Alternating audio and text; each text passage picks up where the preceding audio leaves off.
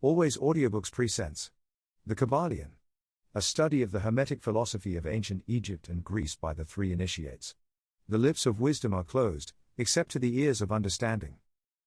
Please like, share and subscribe for more audiobooks. Introduction.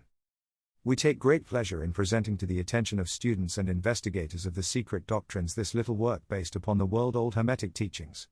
There has been so little written upon this subject, notwithstanding the countless references to the teachings in the many works upon occultism, that the many earnest searchers after the arcane truths will doubtless welcome the appearance of this present volume.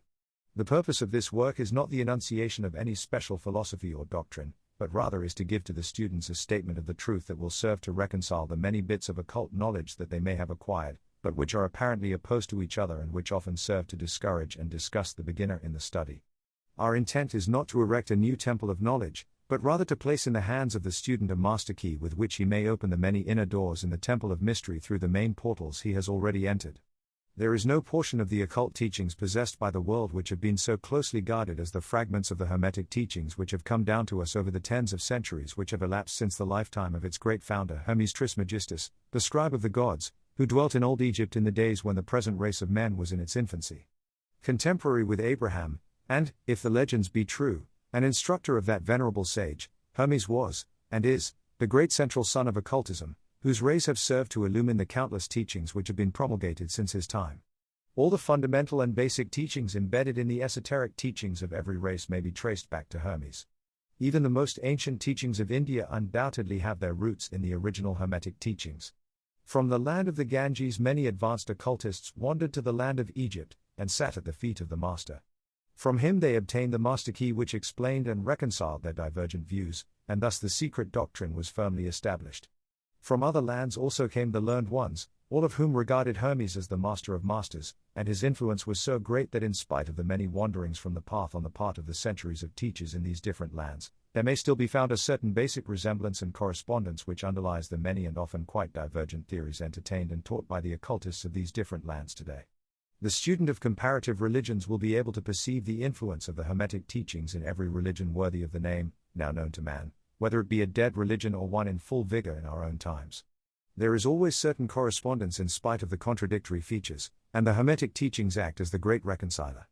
The life work of Hermes seems to have been in the direction of planting the great seed truth which has grown and blossomed in so many strange forms, rather than to establish a school of philosophy which would dominate the world's thought.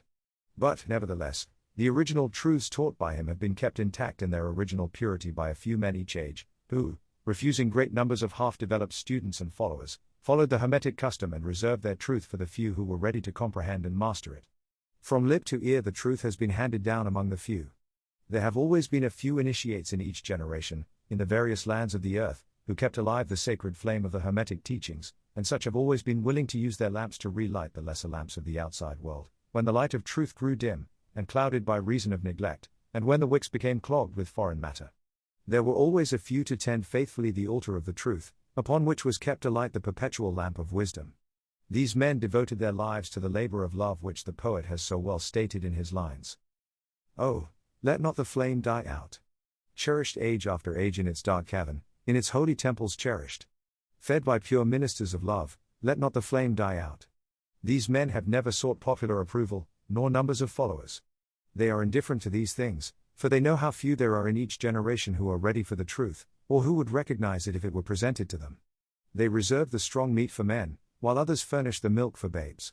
They reserve their pearls of wisdom for the few elect, who recognize their value and who wear them in their crowns, instead of casting them before the materialistic vulgar swine, who would trample them in the mud and mix them with their disgusting mental food. But still these men have never forgotten or overlooked the original teachings of Hermes, regarding the passing on of the words of truth to those ready to receive it, which teaching is stated in the Kybalion as follows: where fall the footsteps of the master, the ears of those ready for his teaching open wide. And again, when the ears of the student are ready to hear, then cometh the lips to fill them with wisdom. But their customary attitude has always been strictly in accordance with the other Hermetic aphorism, also in the Kybalion: the lips of wisdom are closed, except to the ears of understanding. There are those who have criticized this attitude of the Hermetists, and who have claimed that they did not manifest the proper spirit in their policy of seclusion and reticence. But a moment's glance back over the pages of history will show the wisdom of the masters, who knew the folly of attempting to teach to the world that which it was neither ready or willing to receive. The Hermetists have never sought to be martyrs, and have, instead, sat silently aside with a pitying smile on their closed lips, while the heathen raged noisily about them in their customary amusement of putting to death and torture the honest but misguided enthusiasts who imagined that they could force upon a race of barbarians the truth capable of being understood only by the elect who had advanced along the path. And the spirit of persecution has not as yet died out in the land.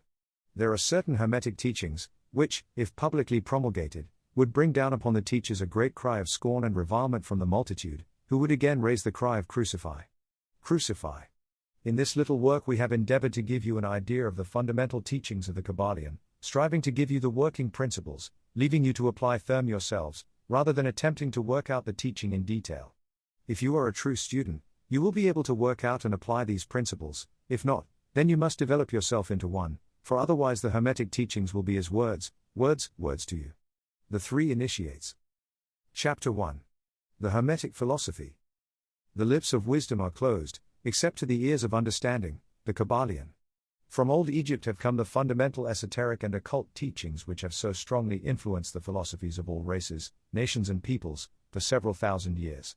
Egypt, the home of the pyramids and the Sphinx, was the birthplace of the hidden wisdom and mystic teachings.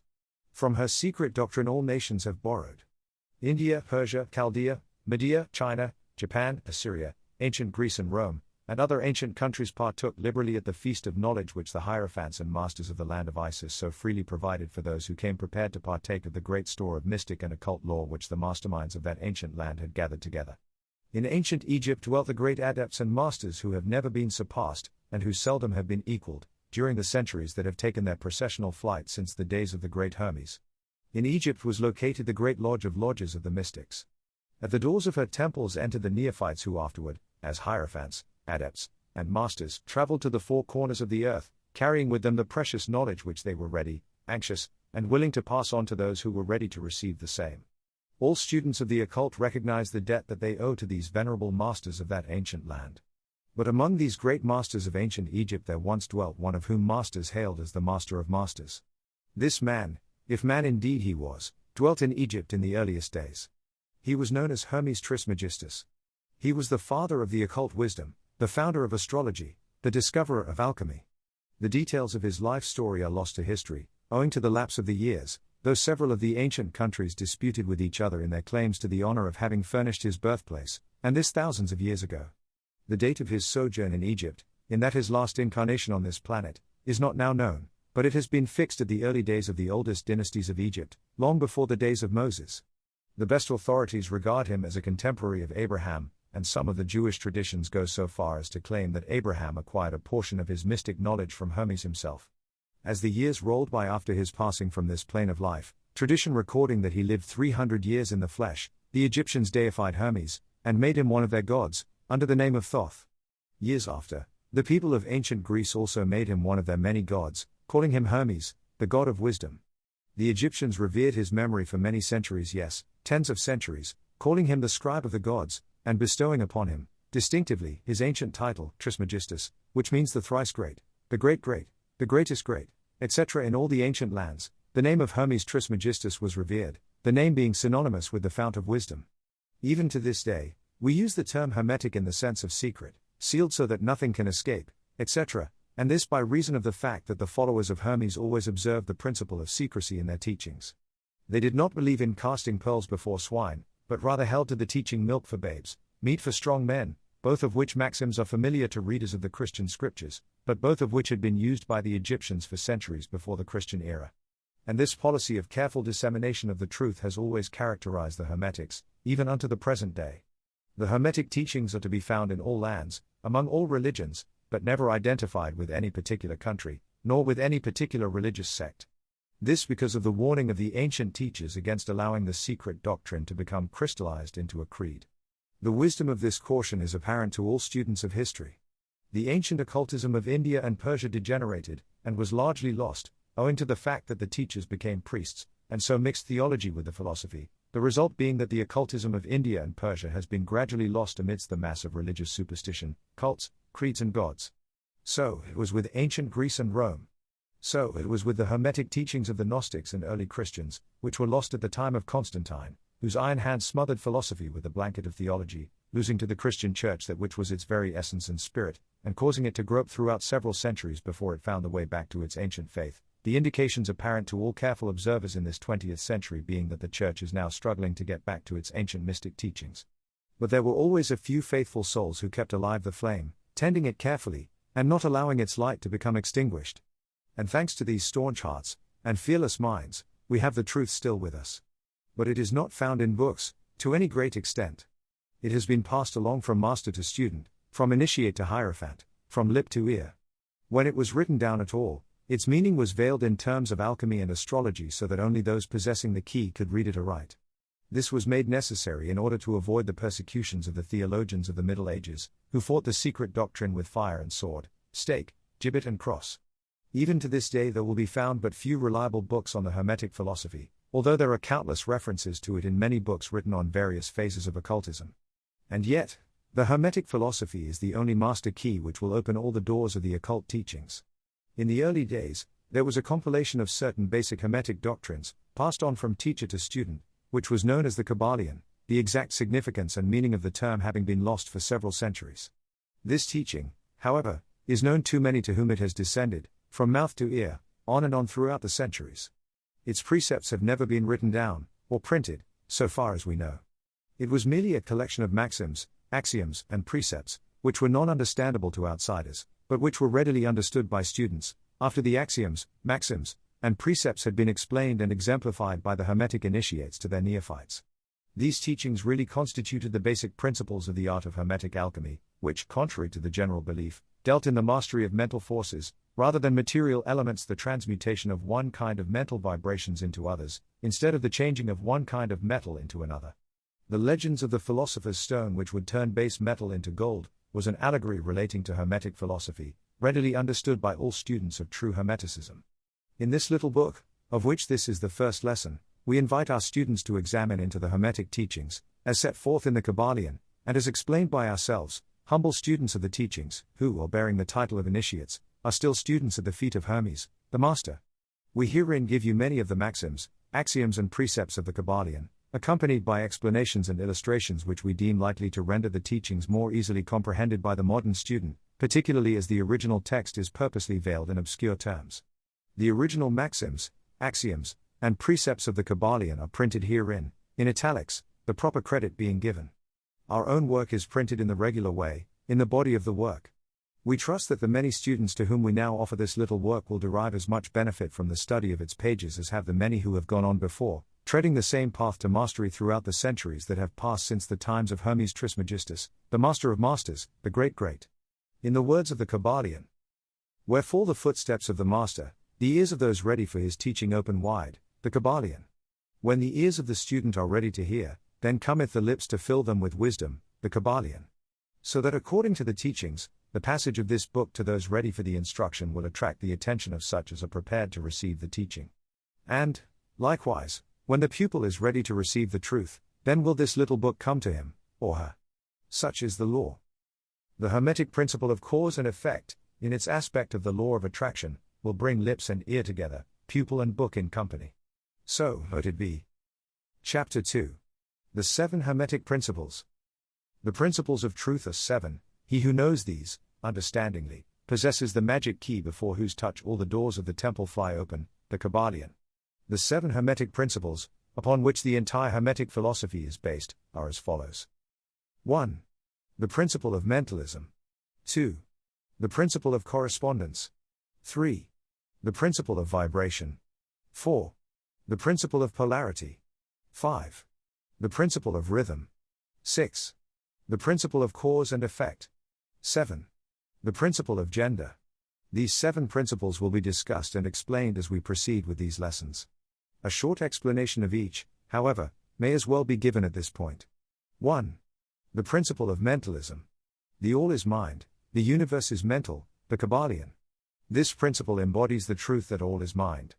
It explains that the all, which is the substantial reality underlying all the outward manifestations and appearances which we know under the terms of the material universe, the phenomena of life, matter, energy, and, in short, all that is apparent to our material senses, is spirit, which in itself is unknowable and undefinable, but which may be considered and thought of as an universal, infinite, living mind. It also explains that all the phenomenal world or universe is simply a mental creation of the all, subject to the laws of created things, and that the universe, as a whole, and in its parts or units, has its existence in the mind of the all, in which mind we live and move and have our being. This principle, by establishing the mental nature of the universe, easily explains all of the varied mental and psychic phenomena that occupy such a large portion of the public attention, and which, without such explanation, are non-understandable and defy scientific treatment. An understanding of this great Hermetic principle of mentalism enables the individual to readily grasp the laws of the mental universe, and to apply the same to his well-being and advancement. The Hermetic student is enabled to apply intelligently the great mental laws, instead of using them in a haphazard manner. With a master key in his possession, the student may unlock the many doors of the mental and psychic temple of knowledge and enter the same freely and intelligently. This principle explains the true nature of energy, power, and matter, and why and how all these are subordinate to the mastery of mind. One of the old Hermetic masters wrote, long ages ago, "He who grasps the truth of the mental nature of the universe is well advanced on the path to mastery." And these words are as true today as at the time they were first written. Without this master key, mastery is impossible, and the student knocks in vain at the many doors of the temple.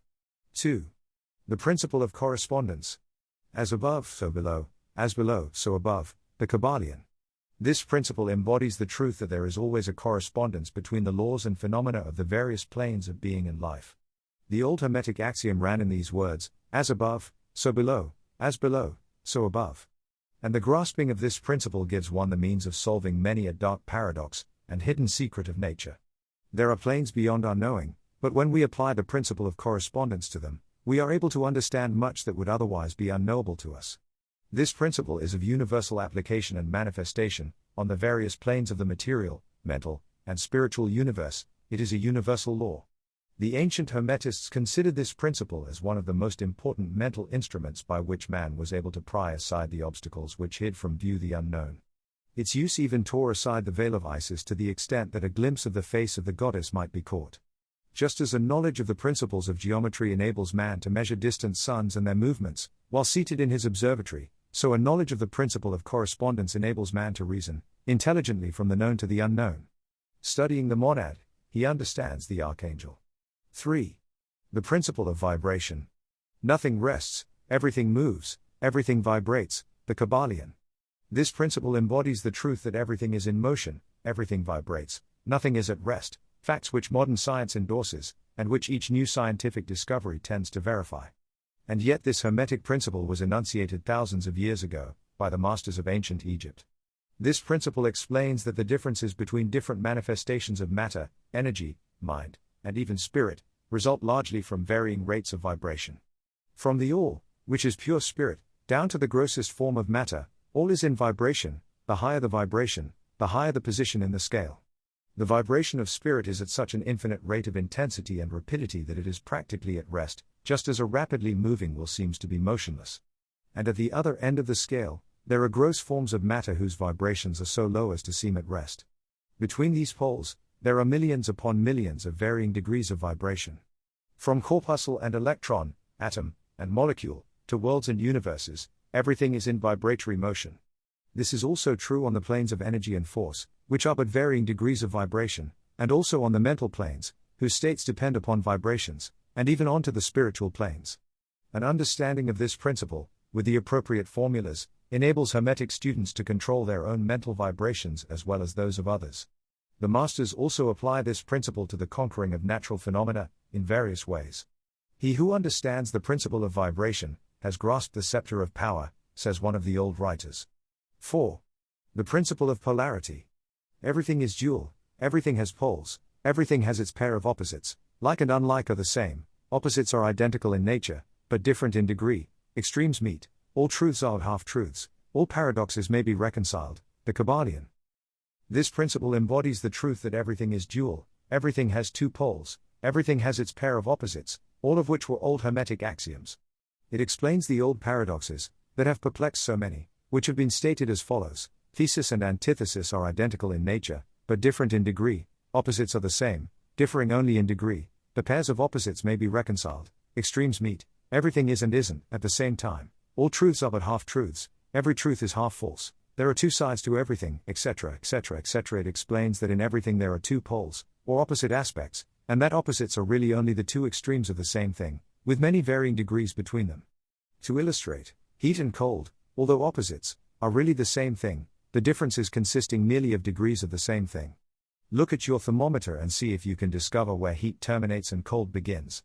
There is no such thing as absolute heat or absolute cold. The two terms heat and cold simply indicate varying degrees of the same thing, and that same thing which manifests as heat and cold is merely a form, variety, and rate of vibration. So heat and cold are simply the two poles of that which we call heat, and the phenomena attendant thereupon are manifestations of the principle of polarity. The same principle manifests in the case of light and darkness, which are the same thing, the difference consisting of varying degrees between the two poles of the phenomena. Where does darkness leave off, and light begin? What is the difference between large and small? Between hard and soft? Between black and white? Between sharp and dull? Between noise and quiet? Between high and low? Between positive and negative? The principle of polarity explains these paradoxes, and no other principle can supersede it. The same principle operates on the mental plane. Let us take a radical and extreme example, that of love and hate, two mental states apparently totally different. And yet there are degrees of hate and degrees of love, and a middle point in which we use the terms like or dislike, which shade into each other so gradually that sometimes we are at a loss to know whether we like or dislike or neither. And all are simply degrees of the same thing, as you will see if you will but think a moment. And, more than this, and considered of more importance by the Hermetists, it is possible to change the vibrations of hate to the vibrations of love, in one's own mind, and in the minds of others. Many of you, who read these lines, have had personal experiences of the involuntary rapid transition from love to hate, and the reverse, in your own case and that of others. And you will therefore realize the possibility of this being accomplished by the use of the will, by means of the Hermetic formulas. Good and evil are but the poles of the same thing, and the Hermetist understands the art of transmuting evil into good, by means of an application of the principle of polarity. In short, the art of polarization becomes a phase of mental alchemy known and practiced by the ancient and modern Hermetic masters. An understanding of the principle will enable one to change his own polarity, as well as that of others, if he will devote the time and study necessary to master the art. 5. The principle of rhythm. Everything flows, out and in, everything has its tides, all things rise and fall, the pendulum swing manifests in everything, the measure of the swing to the right is the measure of the swing to the left, rhythm compensates, the Kybalion. This principle embodies the truth that in everything there is manifested a measured motion, to and fro, a flow and inflow, a swing backward and forward, a pendulum-like movement, a tide-like ebb and flow, a high tide and low tide, between the two poles which exist in accordance with the principle of polarity described a moment ago. There is always an action and a reaction, an advance and a retreat, a rising and a sinking. This is in the affairs of the universe, suns, worlds, men, animals, mind, energy, and matter. This law is manifest in the creation and destruction of worlds, in the rise and fall of nations, in the life of all things, and finally in the mental states of man, and it is with this latter that the Hermetists find the understanding of the principle most important. The Hermetists have grasped this principle, finding its universal application, and have also discovered certain means to overcome its effects in themselves by the use of the appropriate formulas and methods. They apply the mental law of neutralization. They cannot annul the principle, or cause it to cease its operation, but they have learned how to escape its effects upon themselves to a certain degree depending upon the mastery of the principle. They have learned how to use it, instead of being used by it. In this and similar methods, consist of the art of the Hermetists. The master of Hermetics polarizes himself at the point at which he desires to rest, and then neutralizes the rhythmic swing of the pendulum which would tend to carry him to the other pole. All individuals who have attained any degree of self-mastery do this to a certain degree, more or less unconsciously, but the master does this consciously, and by the use of his will, and attains a degree of poise and mental firmness almost impossible of belief on the part of the masses who are swung backward and forward like a pendulum. This principle and that of polarity have been closely studied by the Hermetists, and the methods of counteracting, neutralizing, and using them form an important part of the Hermetic mental alchemy. 6. The principle of cause and effect. Every cause has its effect, every effect has its cause, everything happens according to law, chance is but a name for law not recognized, there are many planes of causation, but nothing escapes the law, the Kybalion. This principle embodies the fact that there is a cause for every effect, an effect from every cause. It explains that everything happens according to law, that nothing ever merely happens, that there is no such thing as chance, that while there are various planes of cause and effect, the higher dominating the lower planes, still nothing ever entirely escapes the law. The Hermetists understand the art and methods of rising above the ordinary plane of cause and effect, to a certain degree, and by mentally rising to a higher plane they become causes instead of effects. The masses of people are carried along, obedient to environment, the wills and desires of others stronger than themselves, heredity, suggestion, and other outward causes moving them about like pawns on the chessboard of life. But the masters, rising to the plane above, dominate their moods, characters, qualities, and powers, as well as the environment surrounding them, and become movers instead of pawns. They help to play the game of life, instead of being played and moved about by other wills and environment. They use the principle instead of being its tools.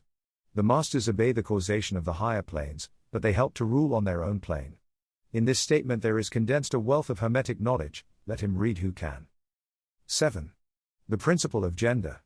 Gender is in everything, everything has its masculine and feminine principles, gender manifests on all planes, the Kybalion.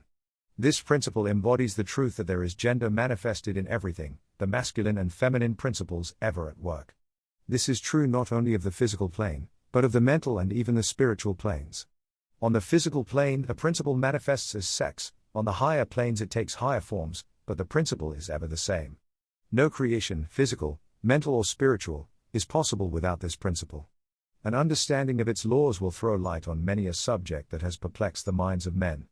The principle of gender works ever in the direction of generation, regeneration, and creation. Everything and every person contains the two elements or principles, or this great principle, within it, him or her. Every male thing has the female element also, every female contains also the male principle. If you would understand the philosophy of mental and spiritual creation, generation, and regeneration, you must understand and study this Hermetic principle. It contains the solution of many mysteries of life. We caution you that this principle has no reference to the many base, pernicious and degrading lustful theories, teachings and practices, which are taught under fanciful titles, and which are a prostitution of the great natural principle of gender. Such base revivals of the ancient infamous forms of phallicism tend to ruin mind, body and soul, and the Hermetic philosophy has ever sounded the warning note against these degraded teachings which tend toward lust, licentiousness, and perversion of nature's principles. If you seek such teachings, you must go elsewhere for them. Hermeticism contains nothing for you along these lines. To the pure, all things are pure, to the base, all things are base. Chapter 3. Mental Transmutation. Mind, as well as metals and elements, may be transmuted, from state to state, degree to degree, condition to condition, pole to pole, vibration to vibration. True Hermetic transmutation is a mental art, the Kybalion.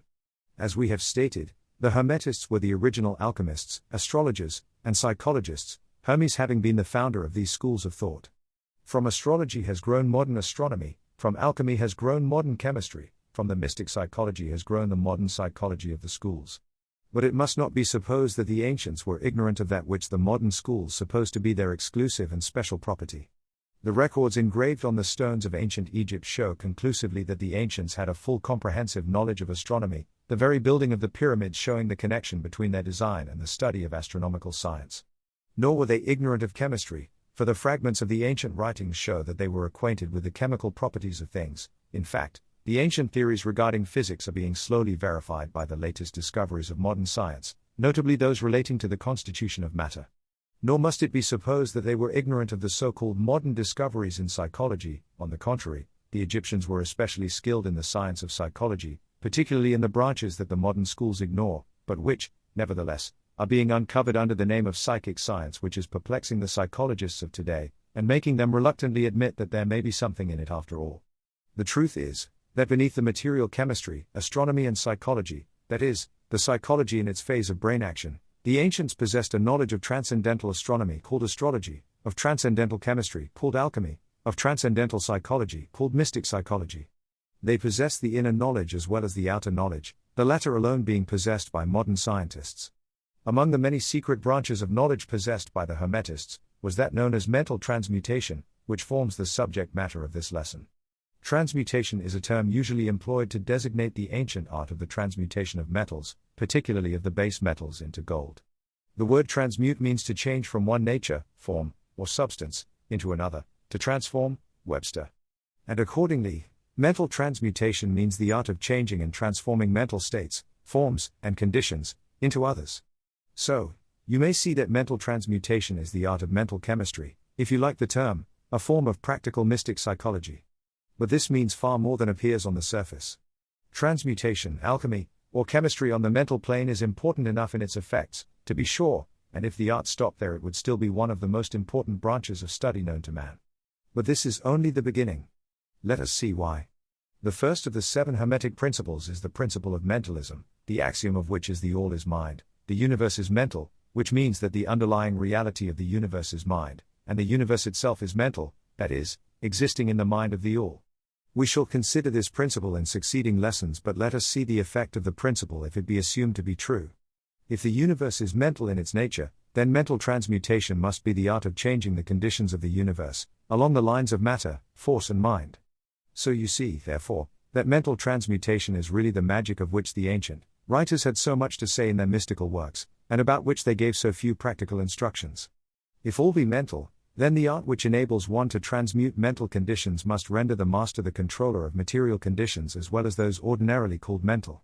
As a matter of fact, none but advanced mental alchemists have been able to attain the degree of power necessary to control the grosser physical conditions, such as the control of the elements of nature, the production or cessation of tempests, the production and cessation of earthquakes and other great physical phenomena. But that such men have existed, and do exist today, is a matter of earnest belief to all advanced occultists of all schools. That the masters exist, and have these powers, the best teachers assure their students, having had experiences which justify them in such belief and statements. These masters do not make public exhibitions of their powers, but seek seclusion from the crowds of men, in order to better work their way along the path of attainment. We mention their existence, at this point, merely to call your attention to the fact that their power is entirely mental and operates along the lines of the higher mental transmutation, under the Hermetic principle of mentalism. The universe is mental, the Kybalion. But students and Hermetists of lesser degree than masters, the initiates and teachers, are able to freely work along the mental plane, in mental transmutation.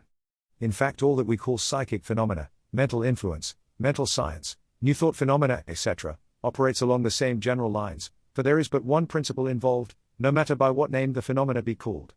The student and practitioner of mental transmutation works among the mental plane, transmuting mental conditions, states, etc., into others, according to various formulas, more or less efficacious.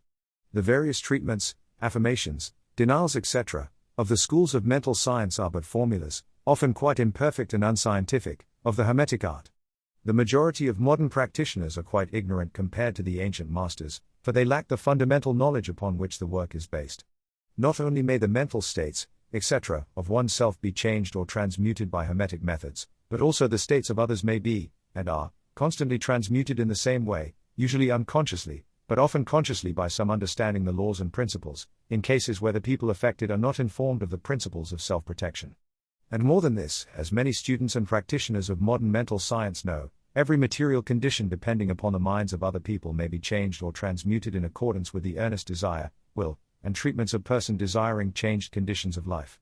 The public are so generally informed regarding these things at present, that we do not deem it necessary to mention the same at length, our purpose at this point being merely to show the Hermetic principle and art underlying all of these various forms of practice, good and evil, for the force can be used in opposite directions according to the Hermetic principles of polarity. In this little book we shall state the basic principles of mental transmutation, that all who read may grasp the underlying principles, and thus possess the master key that will unlock the many doors of the principle of polarity. We shall now proceed to a consideration of the first of the Hermetic 7 principles, the principle of mentalism, in which is explained the truth that the all is mind, the universe is mental, in the words of the Kybalion. We ask the close attention, and careful study of this great principle, on the part of our students, for it is really the basic principle of the whole Hermetic philosophy, and of the Hermetic art of mental transmutation. Chapter 4. The All. Under and back of the universe of time, space, and change, is ever to be found the substantial reality, the fundamental truth, the Kybalion. Substance means that which underlies all outward manifestations, the essence, the essential reality, the thing in itself, etc. Substantial means actually existing, being the essential element, being real, etc. Reality means the state of being real, true, enduring, valid, fixed, permanent, actual, etc. Under and behind all outward appearances or manifestations, there must always be a substantial reality. This is the law. Man, considering the universe, of which he is a unit, sees nothing but change in matter, forces, and mental states. He sees that nothing really is, but that everything is becoming and changing. Nothing stands still, everything is being born, growing, dying. The very instant a thing reaches its height, it begins to decline. The law of rhythm is in constant operation. There is no reality, enduring quality, fixity, or substantiality in anything. Nothing is permanent but change. He sees all things evolving from other things, and resolving into other things, constant action and reaction, inflow and outflow, building up and tearing down, creation and destruction, birth, growth and death. Nothing endures but change. And if he be a thinking man, he realizes that all of these changing things must be but outward appearances or manifestations of some underlying power, some substantial reality. All thinkers, in all lands and in all times, have assumed the necessity for postulating the existence of this substantial reality. All philosophies worthy of the name have been based upon this thought. Men have given to this substantial reality many names. Some have called it by the term of deity, under many titles. Others have called it the infinite and eternal energy. Others have tried to call it matter, but all have acknowledged its existence. It is self-evident, it needs no argument. In these lessons we have followed the example of some of the world's greatest thinkers, both ancient and modern, the Hermetic masters, and have called this underlying power, this substantial reality, by the Hermetic name of the All, which term we consider the most comprehensive of the many terms applied by man to that which transcends names and terms. We accept and teach the view of the great Hermetic thinkers of all times, as well as of those illumined souls who have reached higher planes of being, both of whom assert that the inner nature of the All is unknowable. This must be so, for naught by the All itself can comprehend its own nature and being. The Hermetists believe and teach that the All, in itself, is and must ever be unknowable. They regard all the theories, guesses and speculations of the theologians and metaphysicians regarding the inner nature of the All, as but the childish efforts of mortal minds to grasp the secret of the infinite. Such efforts have always failed and will always fail, from the very nature of the task. One pursuing such inquiries travels around and around in the labyrinth of thought, until he is lost to all sane reasoning, action or conduct, and is utterly unfitted for the work of life. He is like the squirrel which frantically runs around and around the circling treadmill wheel of his cage, traveling ever and yet reaching nowhere, at the end a prisoner still, and standing just where he started. And still more presumptuous are those who attempt to ascribe to the All the personality, qualities, properties, characteristics and attributes of themselves, ascribing to the All the human emotions, feelings, and characteristics, even down to the pettiest qualities of mankind, such as jealousy, susceptibility to flattery and praise, desire for offerings and worship, and all the other survivals from the days of the childhood of the race. Such ideas are not worthy of grown men and women and are rapidly being discarded. At this point, it may be proper for me to state that we make a distinction between religion and theology, between philosophy and metaphysics. Religion to us means that intuitional realization of the existence of the All, and one's relationship to it, while theology means the attempts of men to ascribe personality, qualities, and characteristics to it, their theories regarding its affairs, will, desires, plans, and designs, and their assumption of the office of middleman between the All and the people. Philosophy to us means the inquiry after knowledge of things knowable and thinkable, while metaphysics means the attempt to carry the inquiry over and beyond the boundaries and into regions unknowable and unthinkable, and with the same tendency as that of theology. And consequently, both religion and philosophy mean to us things having roots in reality, while theology and metaphysics seem like broken reeds, rooted in the quicksands of ignorance, and affording naught but the most insecure support for the mind or soul of man. We do not insist upon our students accepting these definitions, we mention them merely to show our position. At any rate, you shall hear very little about theology and metaphysics in these lessons. But while the essential nature of the All is unknowable, there are certain truths connected with its existence which the human mind finds itself compelled to accept. And an examination of these reports form a proper subject of inquiry, particularly as they agree with the reports of the illumined on higher planes. And to this inquiry we now invite you. That which is the fundamental truth, the substantial reality, is beyond true naming, but the wise men call it the All, the Kybalion. In its essence, the All is unknowable, the Kybalion. But a report of reason must be hospitably received, and treated with respect, the Kybalion. The human reason, whose reports we must accept so long as we think at all, informs us as follows regarding the All, and that without attempting to remove the veil of the unknowable. 1. The All must be all that really is. There can be nothing existing outside of the All, else the All would not be the All. 2. The All must be infinite, for there is nothing else to define, confine, bound, limit, or restrict the All. It must be infinite in time, or eternal. It must have always continuously existed, for there is nothing else to have ever created it, and something can never evolve from nothing, and if it had ever not been, even for a moment, it would not be now. It must continuously exist forever, for there is nothing to destroy it, And it can never not be, even for a moment, because something can never become nothing. It must be infinite in space, it must be everywhere, for there is no place outside of the all, it cannot be otherwise than continuous in space, without break, cessation, separation, or interruption, for there is nothing to break, separate, or interrupt its continuity, and nothing with which to fill in the gaps. It must be infinite in power, or absolute, for there is nothing to limit, restrict, restrain, confine, disturb or condition it. It is subject to no other power, for there is no other power. 3. The all must be immutable, or not subject to change in its real nature, for there is nothing to work changes upon it, nothing into which it could change, nor from which it could have changed. It cannot be added to nor subtracted from, increased nor diminished, nor become greater or lesser in any respect whatsoever. It must have always been, and must always remain, just what it is now, the all that has never been, is not now, and never will be, anything else into which it can change. The all being infinite, absolute, eternal and unchangeable, it must follow that anything finite, changeable, fleeting, and conditioned cannot be the all. And as there is nothing outside of the all, in reality, then any and all such finite things must be as nothing in reality. Now do not become befogged, nor frightened, we are not trying to lead you into the Christian Science field under cover of Hermetic philosophy. There is a reconciliation of this apparently contradictory state of affairs. Be patient, we will reach it in time. We see around us that which is called matter, which forms the physical foundation for all forms. Is the all merely matter? Not at all. Matter cannot manifest life or mind, and as life and mind are manifested in the universe, the all cannot be matter, for nothing rises higher than its own source, nothing is ever manifested in an effect that is not in the cause, nothing is evolved as a consequent that is not involved as an antecedent. And then modern science informs us that there is really no such thing as matter, that what we call matter is merely interrupted energy or force, that is, energy or force at a low rate of vibration. As a recent writer has said, matter has melted into mystery. Even material science has abandoned the theory of matter, and now rests on the basis of energy. Then is the all mere energy or force? Not energy or force as the materialists use the terms, for their energy and force are blind, mechanical things, devoid of life or mind. Life and mind can never evolve from blind energy or force, for the reason given a moment ago. Nothing can rise higher than its source, nothing is evolved unless it is involved, nothing manifests in the effect, unless it is in the cause. And so, the all cannot be mere energy or force, for, if it were, then there would be no such things as life and mind in existence, and we know better than that, for we are alive and using mind to consider this very question, and so are those who claim that energy or force is everything. What is there then higher than matter or energy that we know to be existent in the universe? Life and mind. Life and mind in all their varying degrees of unfoldment. Then, you ask, do you mean to tell us that the all is life and mind? Yes. And no, is our answer. If you mean life and mind as we poor petty mortals know them, we say no. The all is not that. But what kind of life and mind do you mean? You ask.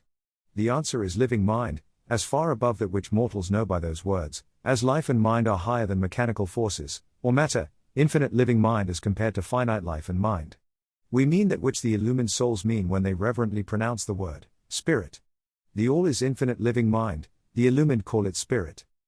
Chapter 5. The mental universe. The universe is mental, held in the mind of the all, the Kybalion. The all is spirit. But what is spirit? This question cannot be answered, for the reason that its definition is practically that of the all, which cannot be explained or defined. Spirit is simply a name that men give to the highest conception of infinite living mind. It means the real essence, it means living mind, as much superior to life and mind as we know them, as the latter are superior to mechanical energy and matter. Spirit transcends our understanding, and we use the term merely that we may think or speak of the all. For the purposes of thought and understanding, we are justified in thinking of spirit as infinite living mind, at the same time acknowledging that we cannot fully understand it. We must either do this or stop thinking of the matter at all. Let us now proceed to a consideration of the nature of the universe, as a whole and in its parts. What is the universe? We have seen that there can be nothing outside of the all. Then is the universe the all? No, this cannot be, because the universe seems to be made up of many, and is constantly changing, and in other ways it does not measure up to the ideas that we are compelled to accept regarding the all, as stated in our last lesson. Then if the universe be not the all, then it must be nothing, such is the inevitable conclusion of the mind at first thought. But this will not satisfy the question, for we are sensible of the existence of the universe. Then if the universe is neither the all, nor nothing, what can it be? Let us examine this question. If the universe exists at all, or seems to exist, it must proceed in some way from the all, it must be a creation of the All. But as something can never come from nothing, from what could the All have created it? Some philosophers have answered this question by saying that the All created the universe from itself, that is, from the being and substance of the All. But this will not do, for the All cannot be subtracted from, nor divided, as we have seen, and then again if this be so, would not each particle in the universe be aware of its being the All? The All could not lose its knowledge of itself, nor actually become an atom, or blind force, or lowly living thing. Some men, indeed, realizing that the All is indeed All, and also recognizing that they, the men, existed, have jumped to the conclusion that they and the All were identical, and they have filled the air with shouts of "I am God," to the amusement of the multitude and the sorrow of sages. The claim of the corpuscle that, "I am man," would be modest in comparison. But what indeed is the universe, if it be not the All, not yet created by the All having separated itself into fragments? What else can it be, of what else can it be made? This is the great question. Let us examine it carefully. We find here that the principle of correspondence, see Lesson 1, comes to our aid here. The old Hermetic axiom, as above so below, may be pressed into service at this point. Let us endeavor to get a glimpse of the workings on higher planes by examining those on our own. The principle of correspondence must apply to this as well as to other problems. Let us see. On his own plane of being, how does man create? Well, first, he may create by making something out of outside materials. But this will not do, for there are no materials outside of the All with which it may create. Well then, secondly, man procreates or reproduces his kind by the process of begetting, which is self-multiplication accomplished by transferring a portion of his substance to his offspring. But this will not do, because the All cannot transfer or subtract a portion of itself, nor can it reproduce or multiply itself. In the first place there would be a taking away, and in the second case a multiplication or addition to the All, both thoughts being an absurdity. Is there no third way in which man creates? Yes, there is. He creates mentally. And in so doing he uses no outside materials, nor does he reproduce himself, and yet his spirit pervades the mental creation. Following the principle of correspondence, we are justified in considering that the All creates the universe mentally, in a manner akin to the process whereby man creates mental images. And here is where the report of reason tallies precisely with the report of the illumined, as shown by their teachings and writings. Such are the teachings of the wise men. Such was the teaching of Hermes. The All can create in no other way except mentally, without either using material, and there is none to use, or else reproducing itself, which is also impossible. There is no escape from this conclusion of the reason, which, as we have said, agrees with the highest teachings of the illumined. Just as you, student, may create a universe of your own in your mentality, so does the All create universes in its own mentality. But your universe is the mental creation of a finite mind, whereas that of the All is the creation of an infinite. The two are similar in kind, but infinitely different in degree. We shall examine more closely into the process of creation and manifestation as we proceed. But this is the point to fix in your minds at this stage: the universe, and all it contains, is a mental creation of the All. Verily indeed, all is mind. The All creates in its infinite mind countless universes, which exist for eons of time, and yet, to the All the creation, development, decline and death of a million universes is as the time of the twinkling of an eye, the Kybalion. The infinite mind of the All is the womb of universes, the Kybalion. The principle of gender, see Lesson I and other lessons to follow, is manifested on all planes of life, material, mental and spiritual. But, as we have said before, gender does not mean sex. Sex is merely a material manifestation of gender. Gender means relating to generation or creation. And whenever anything is generated or created, on any plane, the principle of gender must be manifested. And this is true even in the creation of universes. Now do not jump to the conclusion that we are teaching that there is a male and female God, or creator. That idea is merely a distortion of the ancient teachings on the subject. The true teaching is that the All, in itself, is above gender, as it is above every other law, including those of time and space. It is the law, from which the laws proceed, and it is not subject to them. But when the All manifests on the plane of generation or creation, then it acts according to law and principle, for it is moving on a lower plane of being. And consequently, it manifests the principle of gender, in its masculine and feminine aspects, on the mental plane, of course. This idea may seem startling to some of you who hear it for the first time, but you have all really passively accepted it in your everyday conceptions. You speak of the fatherhood of God, and the motherhood of nature, of God, the divine Father, and nature the universal mother, and have thus instinctively acknowledged the principle of gender in the universe. Is this not so? But the Hermetic teaching does not imply a real duality, the All is one, the two aspects are merely aspects of manifestation. The teaching is that the masculine principle manifested by the All stands, in a way, apart from the actual mental creation of the universe. It projects its will toward the feminine principle, which may be called nature, whereupon the latter begins the actual work of the evolution of the universe, from simple centers of activity onto man, and then on still higher, all according to well-established and firmly enforced laws of nature. If you prefer the old figures of thought, you may think of the masculine principle as God, the Father, and of the feminine principle as nature, the universal mother, from whose womb all things have been born. This is more than a mere poetic figure of speech, it is an idea of the actual process of the creation of the universe. But always remember, that the All is but one, and that in its infinite mind the universe is generated, created and exists. It may help you to get the proper idea, if you will apply the law of correspondence to yourself, and your own mind.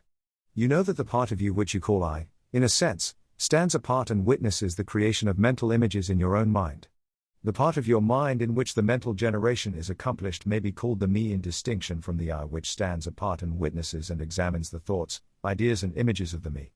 As above, so below, remember, and the phenomena of one plane may be employed to solve the riddles of higher or lower planes.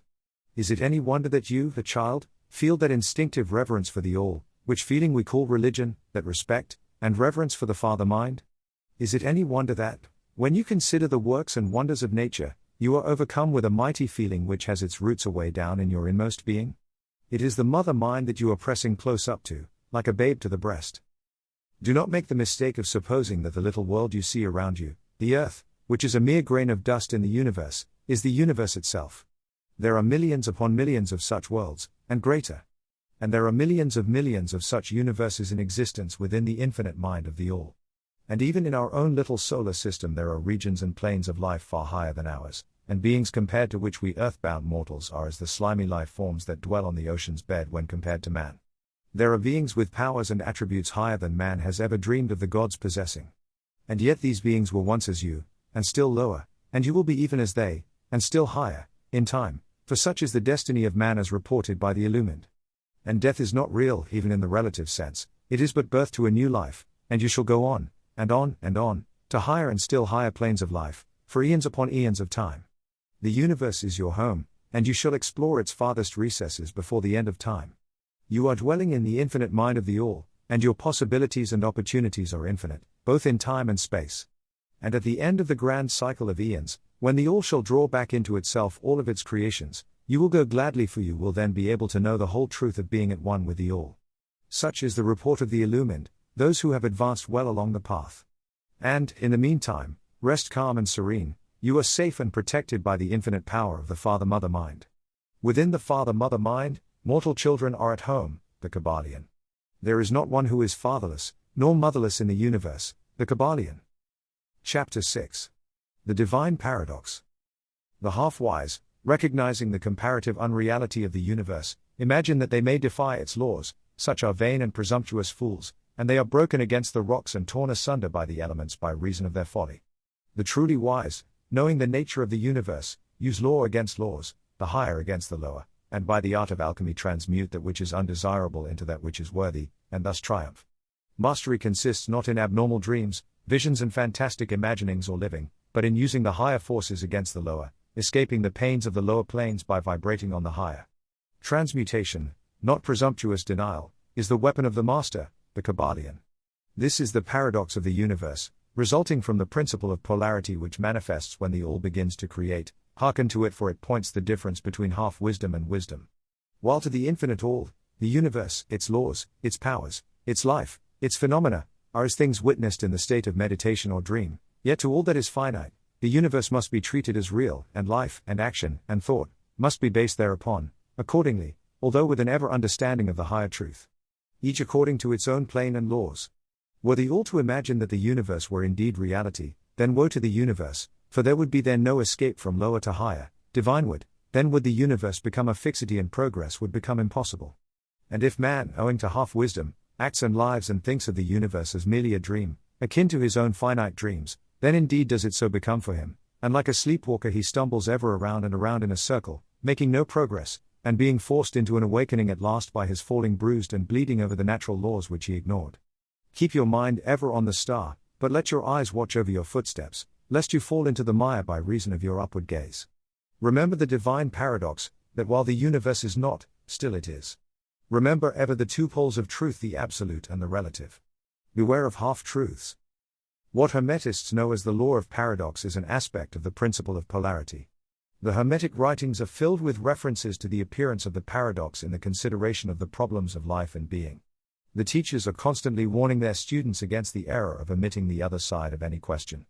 And their warnings are particularly directed to the problems of the absolute and the relative, which perplex all students of philosophy, and which cause so many to think and act contrary to what is generally known as common sense. And we caution all students to be sure to grasp the divine paradox of the absolute and relative, lest they become entangled in the mire of the half-truth. With this in view, this particular lesson has been written. Read it carefully. The first thought that comes to the thinking man after he realizes the truth that the universe is a mental creation of the all, is that the universe and all that it contains is a mere illusion, an unreality, against which idea his instincts revolt. But this, like all other great truths, must be considered both from the absolute and the relative points of view. From the absolute viewpoint, of course, the universe is in the nature of an illusion, a dream, a phantasmagoria, as compared to the all in itself. We recognize this even in our ordinary view, for we speak of the world as a fleeting show that comes and goes, is born and dies, for the element of impermanence and change, finiteness and unsubstantiality, must ever be connected with the idea of a created universe when it is contrasted with the idea of the all, no matter what may be our beliefs concerning the nature of both.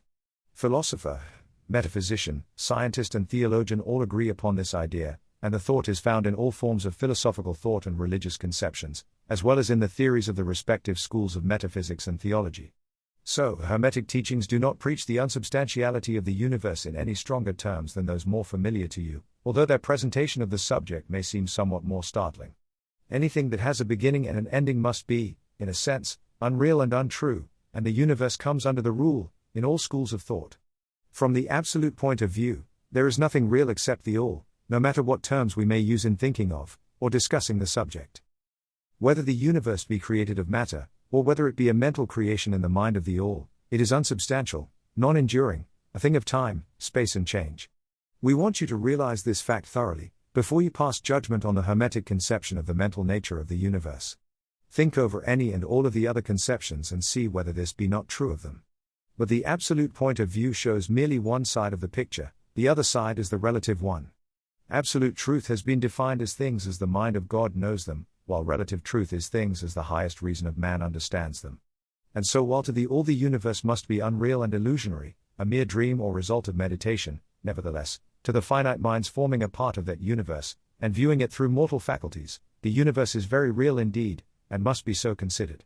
In recognizing the absolute view, we must not make the mistake of ignoring or denying the facts and phenomena of the universe as they present themselves to our mortal faculties. We are not the all, remember. To take familiar illustrations, we all recognize the fact that matter exists to our senses. We will fare badly if we do not. And yet, even our finite minds understand the scientific dictum that there is no such thing as matter from a scientific point of view. That which we call matter is held to be merely an aggregation of atoms, which atoms themselves are merely a grouping of units of force, called electrons or ions, vibrating and in constant circular motion. We kick a stone and we feel the impact. It seems to be real, notwithstanding that we know it to be merely what we have stated above. But remember that our foot, which feels the impact by means of our brains, is likewise matter, so constituted of electrons, and for that matter so are our brains. And, at the best, if it were not by reason of our mind, we would not know the foot or stone at all. Then again, the ideal of the artist or sculptor, which he is endeavoring to reproduce in stone or on canvas, seems very real to him. So do the characters in the mind of the author, or dramatist, which he seeks to express so that others may recognize them. And if this be true in the case of our finite minds, what must be the degree of reality in the mental images created in the mind of the infinite? Oh friends, mortals, this universe of mentality is very real indeed. It is the only one we can ever know, though we rise from plane to plane, higher and higher in it. To know it otherwise, but actual experience, we must be the all itself. It is true that the higher we rise in the scale, the nearer to the mind of the Father we reach, the more apparent becomes the illusory nature of finite things, but not until the all finally withdraws us into itself does the vision actually vanish. So, we need not dwell upon the feature of illusion. Rather let us, recognizing the real nature of the universe, seek to understand its mental laws, and endeavor to use them to the best effect in our upward progress through life, as we travel from plane to plane of being. The laws of the universe are nonetheless iron laws because of the mental nature. All, except the all, are bound by them. What is in the infinite mind of the all is real in a degree second only to that reality itself which is vested in the nature of the all. So, do not feel insecure or afraid, we are all held firmly in the infinite mind of the all, and there is naught to hurt us or for us to fear. There is no power outside of the all to affect us. So, we may rest calm and secure. There is a world of comfort and security in this realization when once attained. Then calm and peaceful do we sleep, rocked in the cradle of the deep, resting safely on the bosom of the ocean of infinite mind, which is the all. In the all, indeed, do we live and move and have our being. Matter is nonetheless matter to us, while we dwell on the plane of matter, although we know it to be merely an aggregation of electrons, or particles of force, vibrating rapidly and gyrating around each other in the formations of atoms, the atoms in turn vibrating and gyrating, forming molecules, which latter in turn form larger masses of matter. Nor does matter become less matter, when we follow the inquiry still further, and learn from the Hermetic teachings, that the force of which the electrons are but units is merely a manifestation of the mind of the all, and like all else in the universe is purely mental in its nature. While on the plane of matter, we must recognize its phenomena, we may control matter, as all masters of higher or lesser degree do, but we do so by applying the higher forces. We commit a folly when we attempt to deny the existence of matter in the relative aspect. We may deny its mastery over us, and rightly so, but we should not attempt to ignore it in its relative aspect, at least so long as we dwell upon its plane. Nor do the laws of nature become less constant or effective, when we know them, likewise, to be merely mental creations. They are in full effect on the various planes. We overcome the lower laws, by applying still higher ones, and in this way only. But we cannot escape law or rise above it entirely. Nothing but the all can escape law, and that because the all is law itself, from which all laws emerge. The most advanced masters may acquire the powers usually attributed to the gods of men, and there are countless ranks of being, in the great hierarchy of life, whose being and power transcends even that of the highest masters among men to a degree unthinkable by mortals, but even the highest master, and the highest being, must bow to the law, and be as nothing in the eye of the all.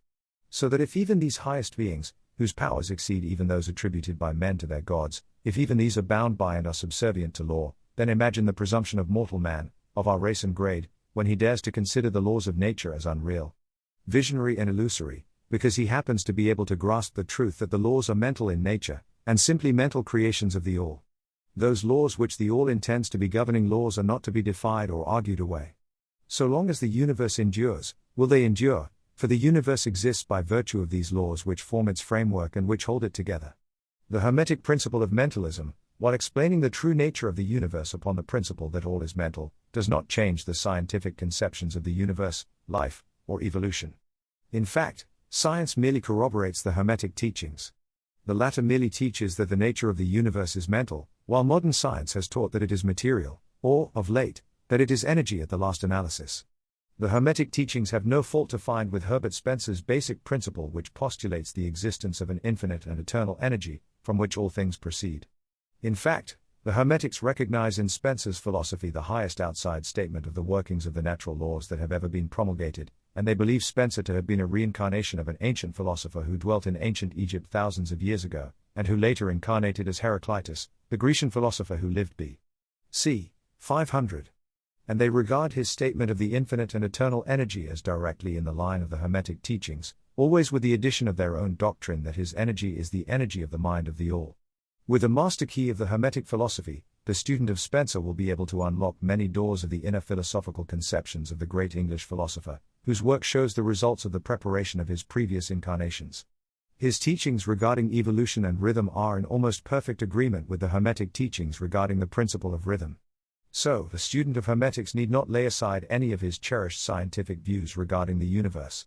All he is asked to do is to grasp the underlying principle of the all is mind, the universe is mental, held in the mind of the all. He will find that the other 6 of the 7 principles will fit into his scientific knowledge and will serve to bring out obscure points, and to throw light in dark corners. This is not to be wondered at, when we realize the influence of the Hermetic thought of the early philosophers of Greece, upon whose foundations of thought the theories of modern science largely rest. The acceptance of the first Hermetic principle, mentalism, is the only great point of difference between modern science and Hermetic students, and science is gradually moving toward the Hermetic position in its groping in the dark for a way out of the labyrinth into which it has wandered in its search for reality.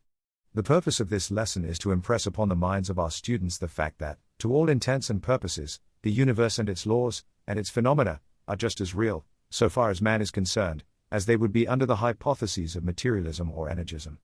Under any hypothesis, the universe in its outer aspect is changing, ever-flowing, and transitory, and therefore devoid of substantiality and reality. But, note the other pole of the truth, under the same hypotheses, we are compelled to act and live as if the fleeting things were real and substantial. With this difference, always, between the various hypotheses, that under the old views mental power was ignored as a natural force, while under mentalism it becomes the greatest natural force. And this one difference revolutionizes life, to those who understand the principle and its resulting laws and practice.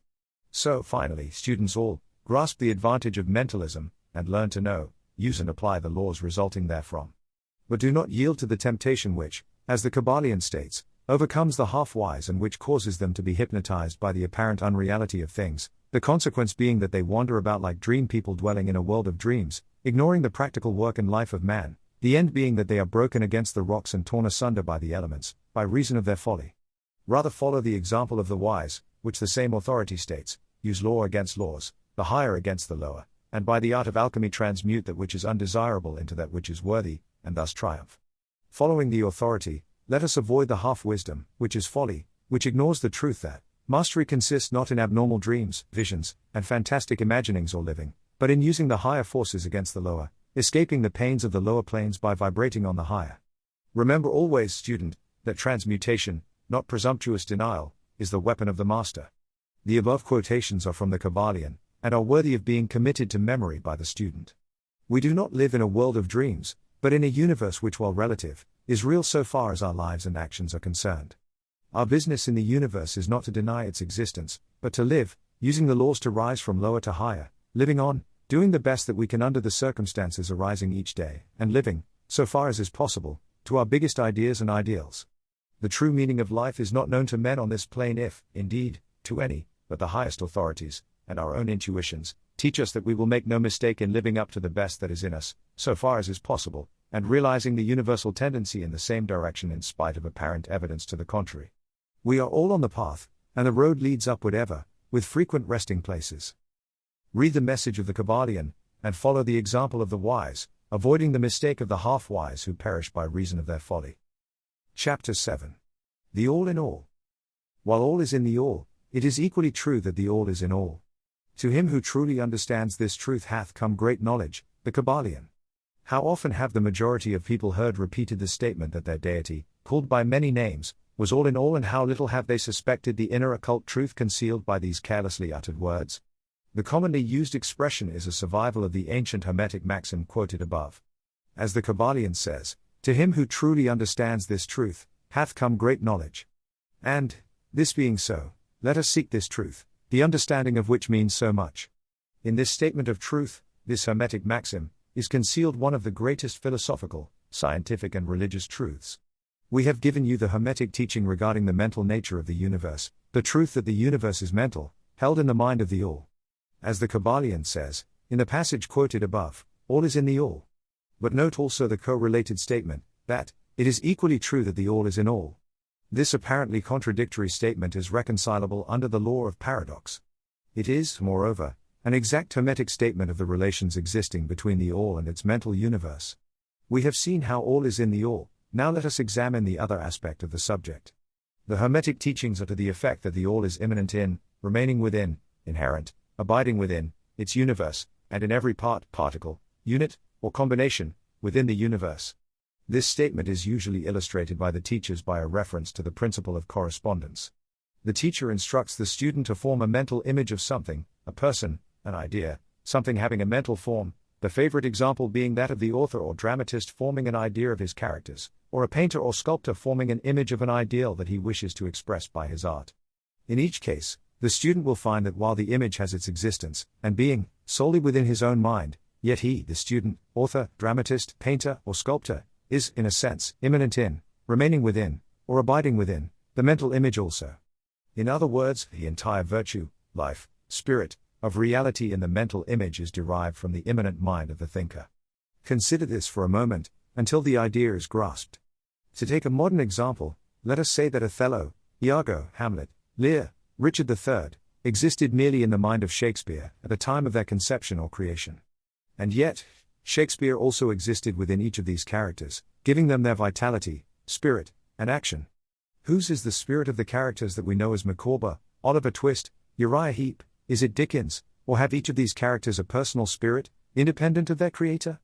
Have the Venus of Medici, the Sistine Madonna, the Apollo Belvedere, spirits and reality of their own, or do they represent the spiritual and mental power of their creators? The law of paradox explains that both propositions are true, viewed from the proper viewpoints. Micawber is both Micawber, and yet Dickens.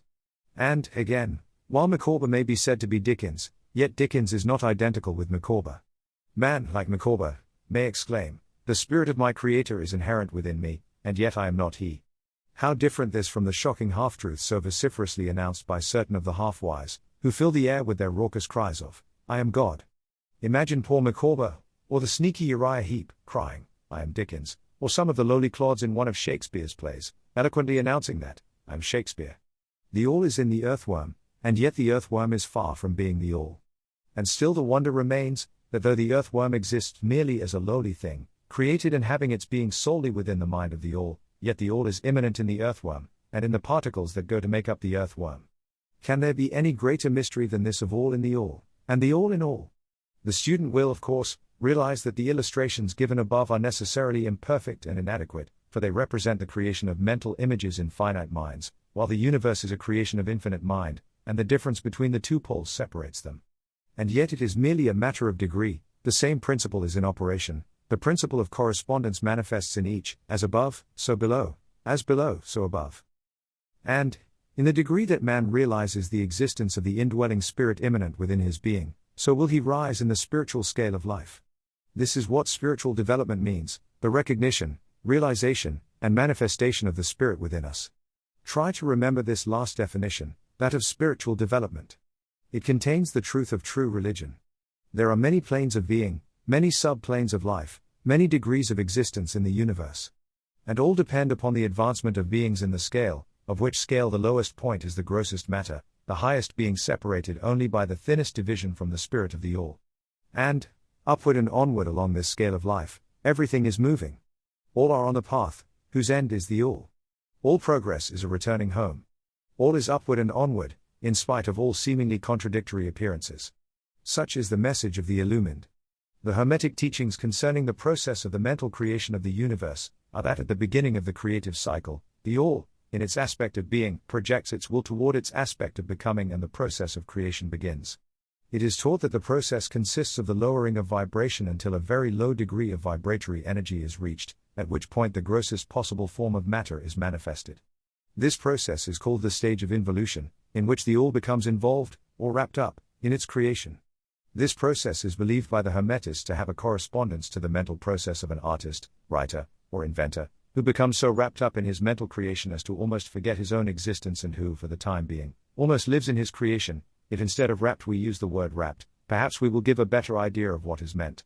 This involuntary stage of creation is sometimes called the outpouring of the divine energy, just as the evolutionary state is called the indrawing. The extreme pole of the creative process is considered to be the furthest removed from the all, while the beginning of the evolutionary stage is regarded as the beginning of the return swing of the pendulum of rhythm, a coming home idea being held in all of the Hermetic teachings. The teachings are that during the outpouring, the vibrations become lower and lower until finally the urge ceases, and the return swing begins. But there is this difference, that while in the outpouring the creative force is manifest compactly and as a whole, yet from the beginning of the evolutionary or indrawing stage, there is manifested the law of individualization, that is, the tendency to separate into units of force, so that finally that which left the all as unindividualized energy returns to its source as countless highly developed units of life, having risen higher and higher in the scale by means of physical, mental, and spiritual evolution. The ancient Hermetists use the word meditation in describing the process of the mental creation of the universe in the mind of the all, the word contemplation also being frequently employed. But the idea intended seems to be that of the employment of the divine attention. Attention is a word derived from the Latin root, meaning to reach out, to stretch out, and so the act of attention is really a mental reaching out, extension of mental energy, so that the underlying idea is readily understood when we examine into the real meaning of attention. The Hermetic teachings regarding the process of evolution are that, the all, having meditated upon the beginning of the creation, having thus established the material foundations of the universe, having thought it into existence, then gradually awakens or rouses from its meditation, and in so doing starts into manifestation the process of evolution, on the material, mental and spiritual planes, successively and in order. Thus, the upward movement begins, and all begins to move spiritward. Matter becomes less gross, the units spring into being, the combinations begin to form, life appears and manifests in higher and higher forms, and mind becomes more and more in evidence, the vibrations constantly becoming higher. In short, the entire process of evolution, in all of its phases, begins, and proceeds according to the established laws of the indrawing process. All of this occupies eons upon eons of man's time, each eon containing countless millions of years, but yet the illumined inform us that the entire creation, including involution and evolution, of an universe, is but as the twinkle of the eye to the all. At the end of countless cycles of eons of time, the all withdraws its attention, its contemplation and meditation, of the universe, for the great work is finished, and all is withdrawn into the all from which it emerged. But mystery of mysteries, the spirit of each soul is not annihilated, but is infinitely expanded, the created and the creator are merged. Such is the report of the illumined. The above illustration of the meditation, and subsequent awakening from meditation, of the all, is of course but an attempt of the teachers to describe the infinite process by a finite example. And, yet, as below, so above. The difference is merely in degree. And just as the all arouses itself from the meditation upon the universe, so does man, in time, cease from manifesting upon the material plane, and withdraws himself more and more into the indwelling spirit, which is indeed the divine ego. There is one more matter of which we desire to speak in this lesson, and that comes very near to an invasion of the metaphysical field of speculation, although our purpose is merely to show the futility of such speculation. We allude to the question which inevitably comes to the mind of all thinkers who have ventured to seek the truth. The question is, why does the all create universes? The question may be asked in different forms, but the above is the gist of the inquiry. Men have striven hard to answer this question, but still there is no answer worthy of the name. Some have imagined that the all had something to gain by it, but this is absurd, for what could the all gain that it did not already possess? Others have sought the answer in the idea that the all wished something to love, and others that it created for pleasure, or amusement, or because it was lonely, or to manifest its power, all puerile explanations and ideas, belonging to the childish period of thought.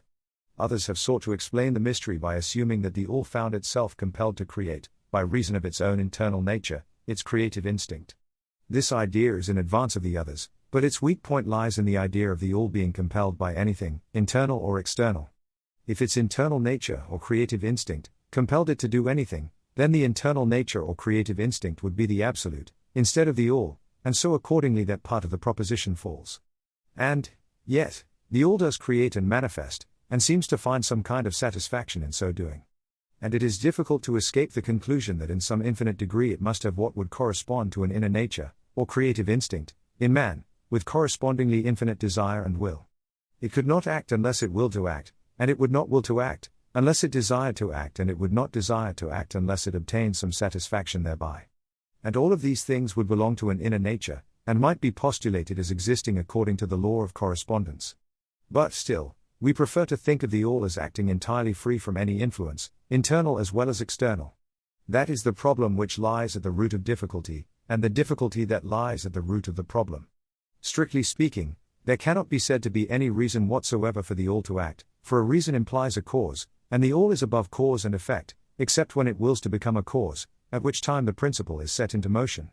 So, you see, the matter is unthinkable, just as the all is unknowable.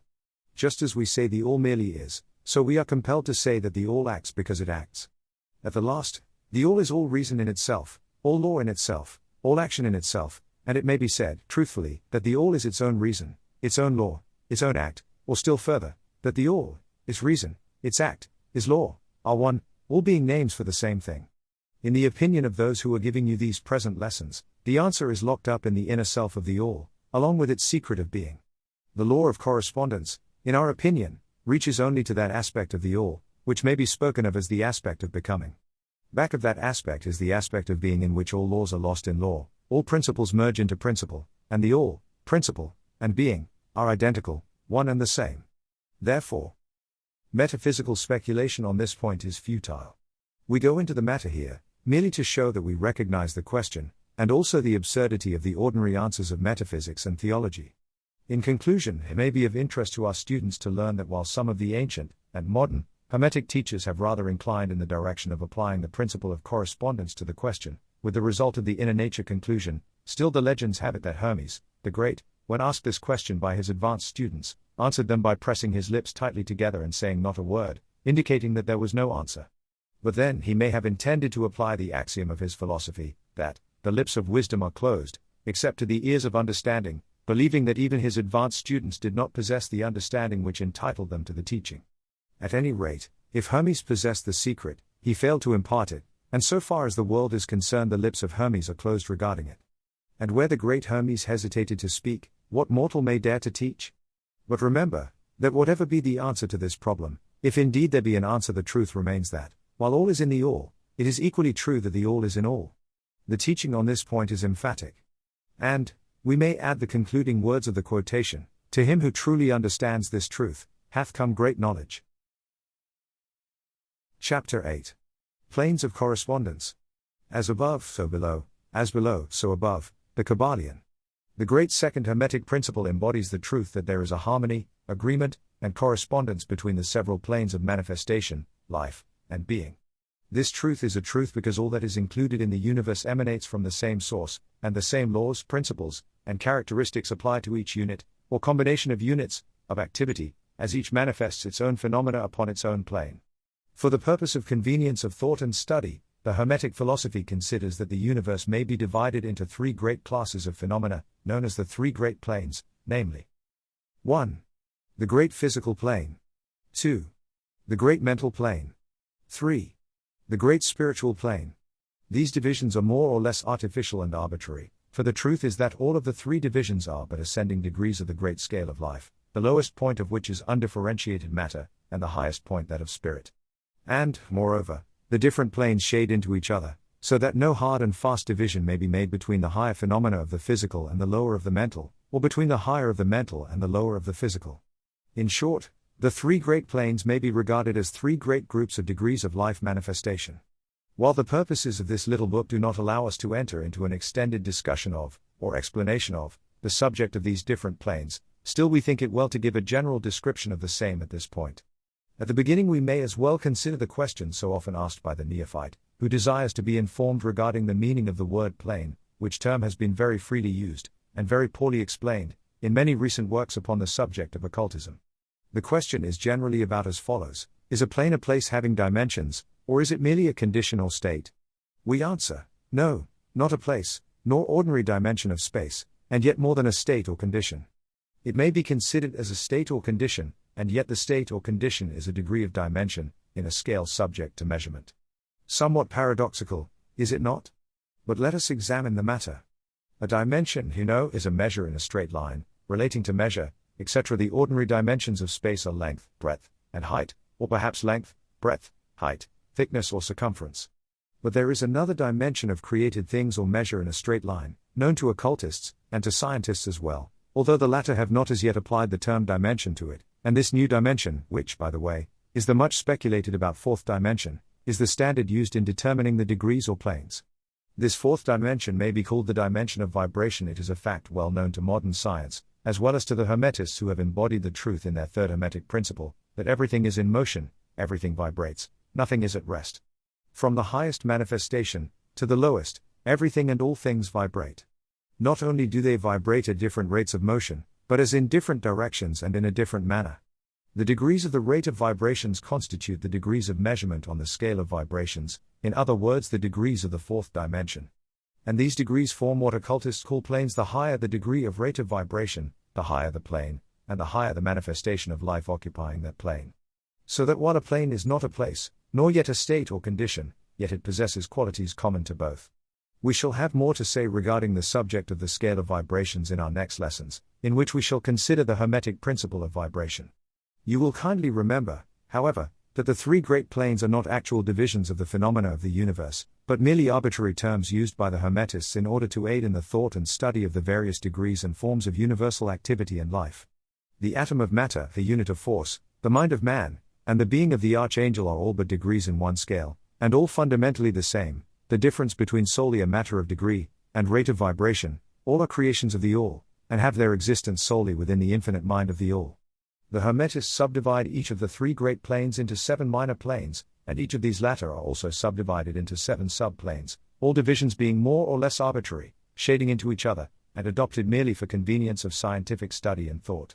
The great physical plane, and its 7 minor planes, is that division of the phenomena of the universe which includes all that relates to physics, or material things, forces, and manifestations.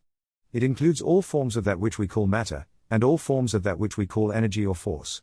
But you must remember that the Hermetic philosophy does not recognize matter as a thing in itself, or as having a separate existence even in the mind of the all. The teachings are that matter is but a form of energy, that is, energy at a low rate of vibrations of a certain kind. And accordingly, the Hermetists classify matter under the head of energy, and give to it 3 of the 7 minor planes of the great physical plane. These 7 minor physical planes are as follows. 1. The plane of matter, A. 2. The plane of matter, B. 3. The plane of matter, C. 4. The plane of ethereal substance, 5. The plane of energy, A. 6. The plane of energy, B. 7. The plane of energy, C. The plane of matter, A, comprises the forms of matter in its form of solids, liquids, and gases, as generally recognized by the textbooks on physics. The plane of matter, B, comprises certain higher and more subtle forms of matter of the existence of which modern science is but now recognizing, the phenomena of radiant matter, in its phases of radium, etc., belonging to the lower subdivision of this minor plane. The plane of matter, C, comprises forms of the most subtle and tenuous matter, the existence of which is not suspected by ordinary scientists. The plane of ethereal substance comprises that which science speaks of as the ether, a substance of extreme tenuity and elasticity, pervading all universal space, and acting as a medium for the transmission of waves of energy, such as light, heat, electricity, etc. This ethereal substance forms a connecting link between matter, so-called, and energy, and partakes of the nature of each. The Hermetic teachings, however, instruct that this plane has 7 subdivisions, as have all of the minor planes, and that in fact there are 7 ethers, instead of but 1. Next above the plane of ethereal substance comes the plane of energy, A, which comprises the ordinary forms of energy known to science, its 7 subplanes being, respectively, heat, light, magnetism, electricity, and attraction, including gravitation, cohesion, chemical affinity, etc., and several other forms of energy indicated by scientific experiments but not as yet named or classified. The plane of energy, E, comprises 7 subplanes of higher forms of energy not as yet discovered by science, but which have been called nature's finer forces and which are called into operation in manifestations of certain forms of mental phenomena, and by which such phenomena becomes possible. The plane of energy, C, comprises 7 subplanes of energy so highly organized that it bears many of the characteristics of life, but which is not recognized by the minds of men on the ordinary plane of development, being available for the use on beings of the spiritual plane alone. Such energy is unthinkable to ordinary man, and may be considered almost as the divine power. The beings employing the same are as gods compared even to the highest human types known to us. The great mental plane comprises those forms of living things known to us in ordinary life, as well as certain other forms not so well known except to the occultist. The classification of the 7 minor mental planes is more or less satisfactory and arbitrary, unless accompanied by elaborate explanations which are foreign to the purpose of this particular work, but we may as well mention them. They are as follows. 1. The plane of mineral mind. 2. The plane of elemental mind, A. 3. The plane of plant mind. 4. The plane of elemental mind, B. 5. The plane of animal mind. 6. The plane of elemental mind, C. 7. The plane of human mind. The plane of mineral mind comprises the states or conditions of the units or entities, or groups and combinations of the same, which animate the forms known to us as minerals, chemicals, etc. These entities must not be confounded with the molecules, atoms and corpuscles themselves, the latter being merely the material bodies or forms of these entities, just as a man's body is but his material form and not himself. These entities may be called souls in one sense and are living beings of a low degree of development, life, and mind, just a little more than the units of living energy which comprise the highest subdivisions of the highest physical plane. The average mind does not generally attribute the possession of mind, soul, or life to the mineral kingdom, but all occultists recognize the existence of the same, and modern science is rapidly moving forward to the point of view of the Hermetic, in this respect. The molecules, atoms and corpuscles have their loves and hates, likes and dislikes, attractions and repulsions, affinities and non-affinities, etc., and some of the more daring of modern scientific minds have expressed the opinion that the desire and will, emotions and feelings, of the atoms differ only in degree from those of men. We have no time or space to argue this matter here. All occultists know it to be a fact, and others are referred to some of the more recent scientific works for outside corroboration. There are the usual 7 subdivisions to this plane.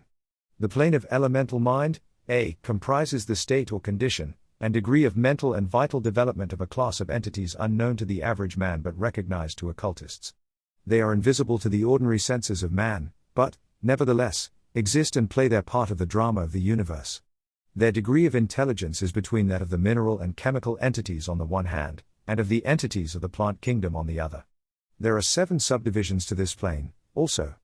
The plane of plant mind, in its 7 subdivisions, comprises the states or conditions of the entities comprising the kingdoms of the plant world, the vital and mental phenomena of which is fairly well understood by the average intelligent person, many new and interesting scientific works regarding mind and life in plants having been published during the last decade.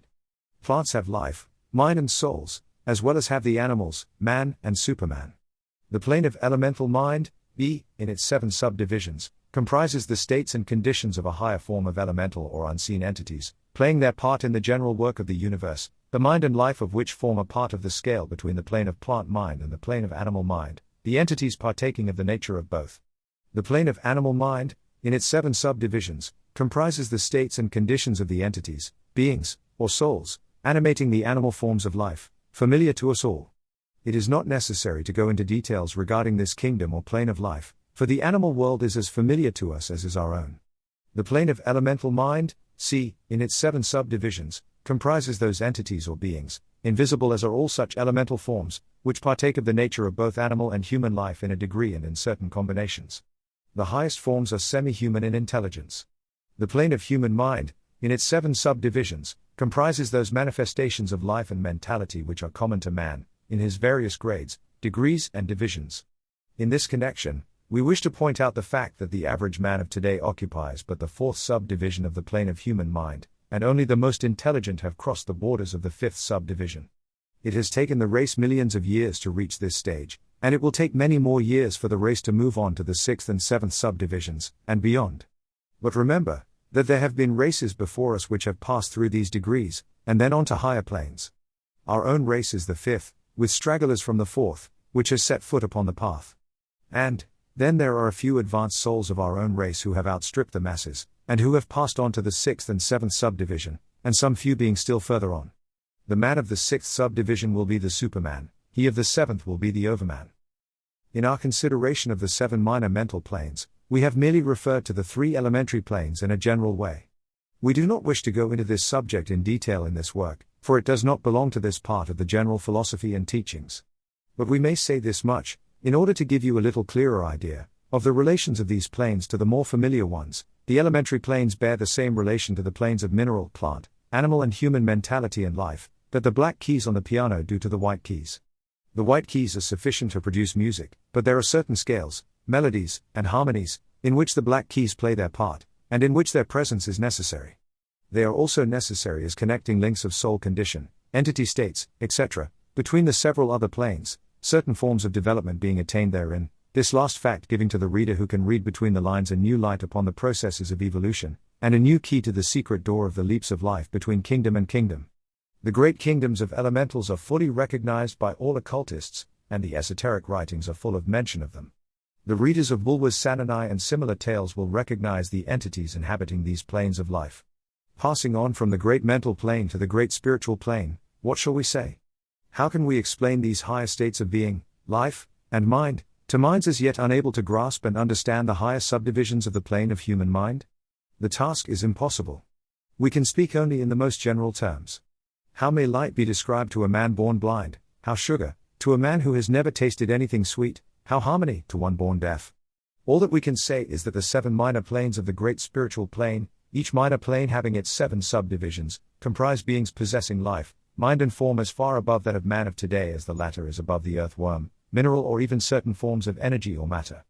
The life of these beings so far transcends ours, that we cannot even think of the details of the same. Their minds so far transcend ours, that to them we scarcely seem to think, and our mental processes seem almost akin to material processes. The matter of which their forms are composed is of the highest planes of matter, nay, some are even said to be clothed in pure energy. What may be said of such beings? On the 7 minor planes of the great spiritual plane exist beings of whom we may speak as angels, archangels, demigods. On the lower minor planes dwell those great souls whom we call masters and adepts. Above them come the great hierarchies of the angelic hosts, unthinkable to man, and above those come those who may without irreverence be called the gods, so high in the scale of being are they, their being, intelligence and power being akin to those attributed by the races of men to their conceptions of deity. These beings are beyond even the highest flights of the human imagination, the word divine being the only one applicable to them. Many of these beings, as well as the angelic host, take the greatest interest in the affairs of the universe and play an important part in its affairs. These unseen divinities and angelic helpers extend their influence freely and powerfully, in the process of evolution and cosmic progress. Their occasional intervention and assistance in human affairs have led to the many legends, beliefs, religions and traditions of the race, past and present. They have superimposed their knowledge and power upon the world, again and again, all under the law of the all, of course. But yet, even the highest of these advanced beings exist merely as creations of, and in, the mind of the all, and are subject to the cosmic processes and universal laws.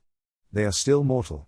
We may call them gods if we like, but still they are but the elder brethren of the race, the advanced souls who have outstripped their brethren, and who have foregone the ecstasy of absorption by the all, in order to help the race on its upward journey along the path. But they belong to the universe, and are subject to its conditions, they are mortal, and their plane is below that of absolute spirit. Only the most advanced Hermetists are able to grasp the inner teachings regarding the state of existence, and the powers manifested on the spiritual planes.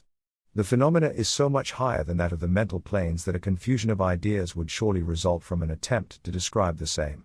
Only those whose minds have been carefully trained along the lines of the Hermetic philosophy for years, yes, those who have brought with them from other incarnations the knowledge acquired previously, can comprehend just what is meant by the teaching regarding these spiritual planes. And much of these inner teachings is held by the Hermetists as being too sacred, important, and even dangerous for general public dissemination.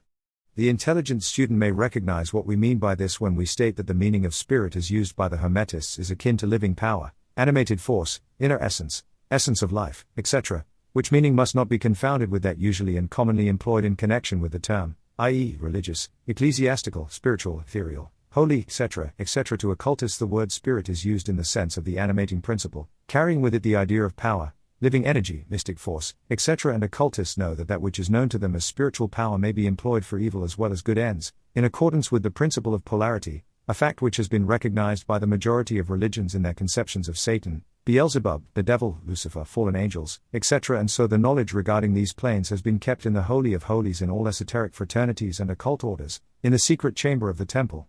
But this may be said here, that those who have attained high spiritual powers and have misused them, have a terrible fate in store for them, and the swing of the pendulum of rhythm will inevitably swing them back to the furthest extreme of material existence, from which point they must retrace their steps spiritward, along the weary rounds of the path, but always with the added torture of having always with them a lingering memory of the heights from which they fell owing to their evil actions.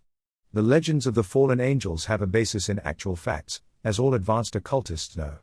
The striving for selfish power on the spiritual planes inevitably results in the selfish soul losing its spiritual balance and falling back as far as it had previously risen. But to even such a soul, the opportunity of a return is given, and such souls make the return journey, paying the terrible penalty according to the invariable law. In conclusion, we would again remind you that according to the principle of correspondence, which embodies the truth, as above so below, as below so above, all of the 7 Hermetic Principles are in full operation on all of the many planes, physical, mental and spiritual. The principle of mental substance of course applies to all the planes, for all are held in the mind of the all. The principle of correspondence manifests in all, for there is a correspondence, harmony and agreement between the several planes. The principle of vibration manifests on all planes, in fact the very differences that go to make the planes arise from vibration, as we have explained. The principle of polarity manifests on each plane, the extremes of the poles being apparently opposite and contradictory. The principle of rhythm manifests on each plane, the movement of the phenomena having its ebb and flow, rise and flow, incoming and outgoing. The principle of cause and effect manifests on each plane, every effect having its cause and every cause having its effect.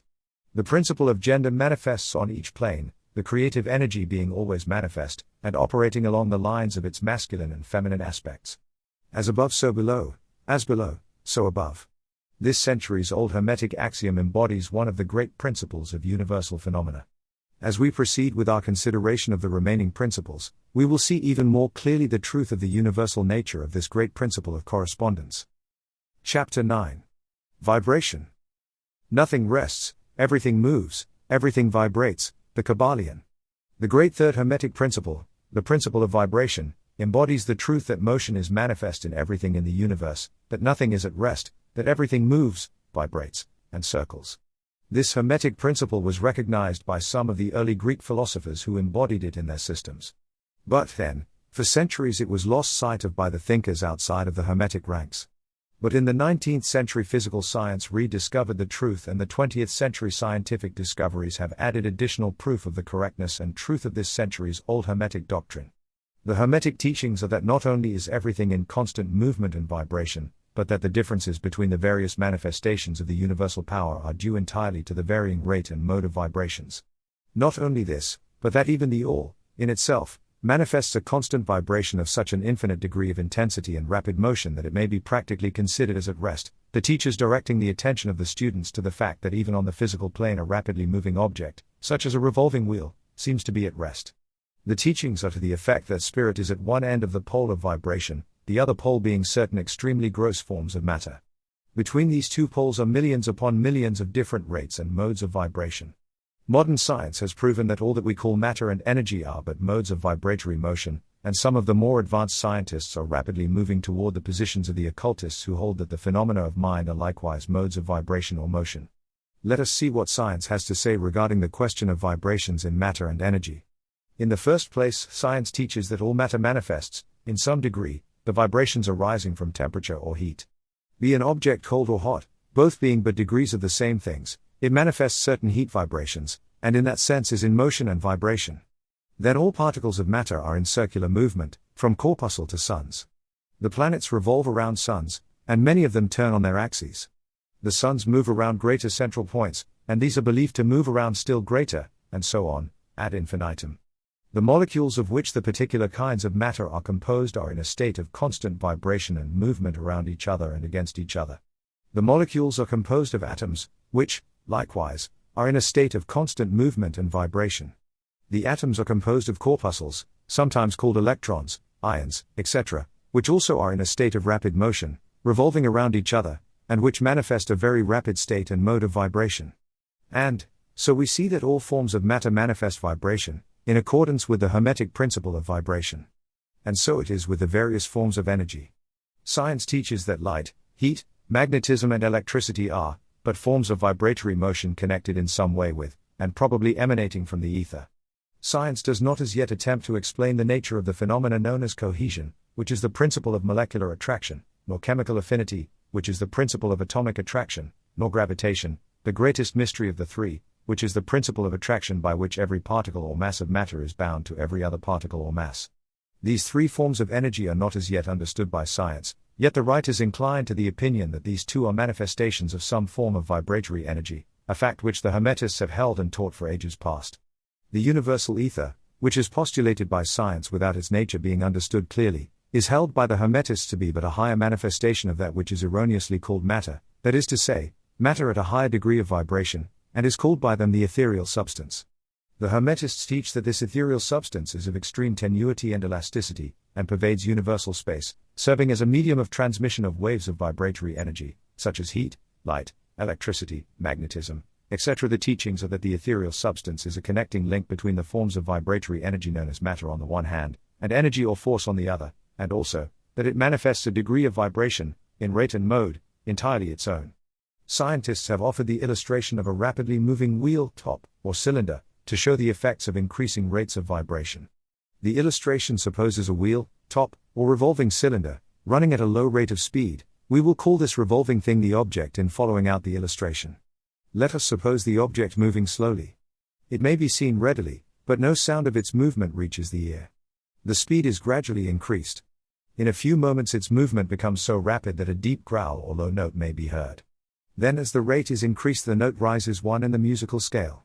Then, the motion being still further increased, the next highest note is distinguished. Then, one after another, all the notes of the musical scale appear, rising higher and higher as the motion is increased. Finally, when the motions have reached a certain rate the final note perceptible to human ears is reached and the shrill, piercing shriek dies away, and silence follows. No sound is heard from the revolving object, the rate of motion being so high that the human ear cannot register the vibrations. Then comes the perception of rising degrees of heat. Then after quite a time the eye catches a glimpse of the object becoming a dull dark reddish color. As the rate increases, the red becomes brighter. Then as the speed is increased, the red melts into an orange. Then the orange melts into a yellow. Then follow, successively, the shades of green, blue, indigo, and finally violet, as the rate of speed increases. Then the violet shades away, and all color disappears, the human eye not being able to register them. But there are invisible rays emanating from the revolving object, the rays that are used in photographing, and other subtle rays of light. Then begin to manifest the peculiar rays known as the X-rays, etc., as the constitution of the object changes.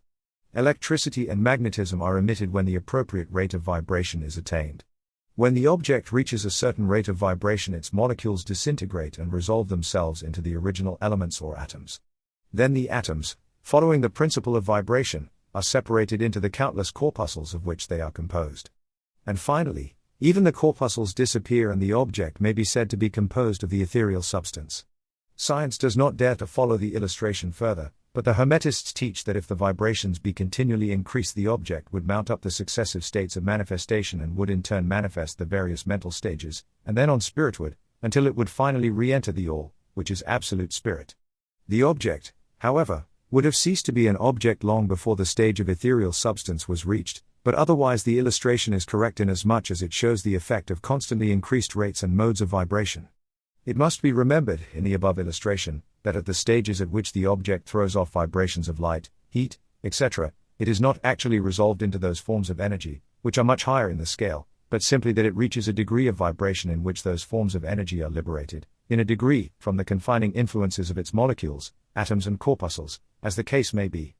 These forms of energy, although much higher in the scale than matter, are imprisoned and confined in the material combinations, by reason of the energies manifesting through, and using material forms, but thus becoming entangled and confined in their creations of material forms, which to an extent, is true of all creations, the creating force becoming involved in its creation. But the Hermetic teachings go much further than do those of modern science. They teach that all manifestation of thought, emotion, reason, will or desire, or any mental state or condition, are accompanied by vibrations, a portion of which are thrown off and which tend to affect the minds of other persons by induction.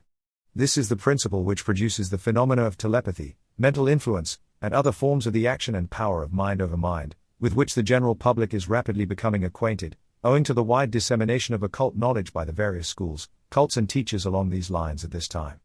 Every thought, emotion or mental state has its corresponding rate and mode of vibration. And by an effort of the will of the person, or of other persons, these mental states may be reproduced, just as a musical tone may be reproduced by causing an instrument to vibrate at a certain rate, just as color may be reproduced in the same way.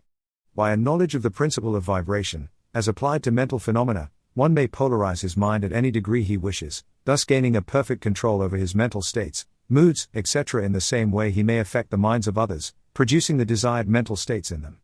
In short, he may be able to produce on the mental plane that which science produces on the physical plane, namely, vibrations at will. This power of course may be acquired only by the proper instruction, exercises, practice, etc., the science being that of mental transmutation, one of the branches of the Hermetic art. A little reflection on what we have said will show the student that the principle of vibration underlies the wonderful phenomena of the power manifested by the masters and adepts, who are able to apparently set aside the laws of nature, but who, in reality, are simply using one law against another, one principle against others, and who accomplish their results by changing the vibrations of material objects, or forms of energy, and thus perform what are commonly called miracles. As one of the old Hermetic writers has truly said, he who understands the principle of vibration, has grasped the scepter of power. Chapter 10. Polarity. Everything is dual, everything has poles, everything has its pair of opposites, like and unlike are the same, opposites are identical in nature, but different in degree, extremes meet, all truths are half-truths, all paradoxes may be reconciled, the Kybalion. The great fourth Hermetic principle, the principle of polarity, embodies the truth that all manifested things have two sides, two aspects, two poles, a pair of opposites, with manifold degrees between the two extremes. The old paradoxes, which have ever perplexed the mind of men, are explained by an understanding of this principle. Man has always recognized something akin to this principle, and has endeavored to express it by such sayings, maxims and aphorisms as the following: everything is and isn't, at the same time, all truths are but half-truths, every truth is half-false, there are two sides to everything, there is a reverse side to every shield, etc., etc. The Hermetic teachings are to the effect that the difference between things seemingly diametrically opposed to each other is merely a matter of degree. It teaches that the pairs of opposites may be reconciled, and that thesis and antithesis are identical in nature, but different in degree, and that the universal reconciliation of opposites is effected by a recognition of this principle of polarity. The teachers claim that illustrations of this principle may be had on every hand, and from an examination into the real nature of anything. They begin by showing that spirit and matter are but the two poles of the same thing, the intermediate planes being merely degrees of vibration. They show that the all and the many are the same, the difference being merely a matter of degree of mental manifestation. Thus, a law and laws are the two opposite poles of one thing. Likewise, principle and principles. Infinite mind and finite minds. Then passing on to the physical plane, they illustrate the principle by showing that heat and cold are identical in nature, the differences being merely a matter of degrees. The thermometer shows many degrees of temperature, the lowest pole being called cold, and the highest heat. Between these two poles are many degrees of heat or cold, call them either and you are equally correct. The higher of 2 degrees is always warmer, while the lower is always colder. There is no absolute standard, all is a matter of degree. There is no place on the thermometer where heat ceases and cold begins. It is all a matter of higher or lower vibrations. The very terms high and low, which we are compelled to use, are but poles of the same thing, the terms are relative. So with east and west, travel around the world in an eastward direction, and you reach a point which is called west at your starting point, and you return from that westward point. Travel far enough north, and you will find yourself traveling south, or vice versa. Light and darkness are poles of the same thing, with many degrees between them. The musical scale is the same, starting with C you move upward until you reach another C and so on, the differences between the two ends of the board being the same, with many degrees between the two extremes. The scale of color is the same, higher and lower vibrations being the only difference between high violet and low red. Large and small are relative. So are noise and quiet, hard and soft follow the rule. Likewise sharp and dull. Positive and negative are two poles of the same thing, with countless degrees between them. Good and bad are not absolute, we call one end of the scale good and the other bad, or one end good and the other evil, according to the use of the terms. A thing is less good than the thing higher in the scale, but that less good thing, in turn, is more good than the thing next below it, and so on, the more or less being regulated by the position on the scale. And so it is on the mental plane. Love and hate are generally regarded as being things diametrically opposed to each other, entirely different, unreconcilable. But we apply the principle of polarity, we find that there is no such thing as absolute love or absolute hate, as distinguished from each other. The two are merely terms applied to the two poles of the same thing. Beginning at any point of the scale we find more love, or less hate, as we ascend the scale, and more hate or less love as we descend, this being true no matter from what point, high or low, we may start. There are degrees of love and hate, and there is a middle point where like and dislike become so faint that it is difficult to distinguish between them. Courage and fear come under the same rule. The pairs of opposites exist everywhere. Where you find one thing you find its opposite, the two poles. And it is this fact that enables the Hermetist to transmute one mental state into another, along the lines of polarization. Things belonging to different classes cannot be transmuted into each other, but things of the same class may be changed, that is, may have their polarity changed. Thus, love never becomes east or west, or red or violet, but it may and often does turn into hate, and likewise hate may be transformed into love, by changing its polarity. Courage may be transmuted into fear, and the reverse. Hard things may be rendered soft. Dull things become sharp. Hot things become cold. And so on, the transmutation always being between things of the same kind of different degrees. Take the case of a fearful man. By raising his mental vibrations along the line of fear-courage, he can be filled with the highest degree of courage and fearlessness. And, likewise, the slothful man may change himself into an active, energetic individual simply by polarizing along the lines of the desired quality. The student who is familiar with the processes by which the various schools of mental science, etc., produce changes in the mental states of those following their teachings, may not readily understand the principle underlying many of these changes. When, however, the principle of polarity is once grasped, and it is seen that the mental changes are occasioned by a change of polarity A sliding along the same scale, the hatter is readily understood. The change is not in the nature of a transmutation of one thing into another thing entirely different, but is merely a change of degree in the same things, a vastly important difference. For instance, borrowing an analogy from the physical plane, it is impossible to change heat into sharpness, loudness, highness, etc., but heat may readily be transmuted into cold, simply by lowering the vibrations. In the same way hate and love are mutually transmutable, so are fear and courage. But fear cannot be transformed into love, nor can courage be transmuted into hate. The mental states belong to innumerable classes, each class of which has its opposite poles, along which transmutation is possible. The student will readily recognize that in the mental states, as well as in the phenomena of the physical plane, the two poles may be classified as positive and negative, respectively. Thus, love is positive to hate, courage to fear, activity to non-activity, etc., etc. And it will also be noticed that even to those unfamiliar with the principle of vibration, the positive pole seems to be of a higher degree than the negative, and readily dominates it. The tendency of nature is in the direction of the dominant activity of the positive pole. In addition to the changing of the poles of one's own mental states by the operation of the art of polarization, the phenomena of mental influence, in its manifold phases, shows us that the principle may be extended so as to embrace the phenomena of the influence of one mind over that of another, of which so much has been written and taught of late years. When it is understood that mental induction is possible, that is, that mental states may be produced by induction from others, then we can readily see how a certain rate of vibration, or polarization of a certain mental state, may be communicated to another person, and his polarity in that class of mental states thus changed. It is along this principle that the results of many of the mental treatments are obtained. For instance, a person is blue, melancholy and full of fear. A mental scientist bringing his own mind up to the desired vibration by his trained will, and thus obtaining the desired polarization in his own case, then produces a similar mental state in the other by induction, the result being that the vibrations are raised and the person polarizes toward the positive end of the scale instead toward the negative, and his fear and other negative emotions are transmuted to courage and similar positive mental states. A little study will show you that these mental changes are nearly all along the line of polarization, the change being one of degree rather than of kind. A knowledge of the existence of this great Hermetic principle will enable the student to better understand his own mental states, and those of other people.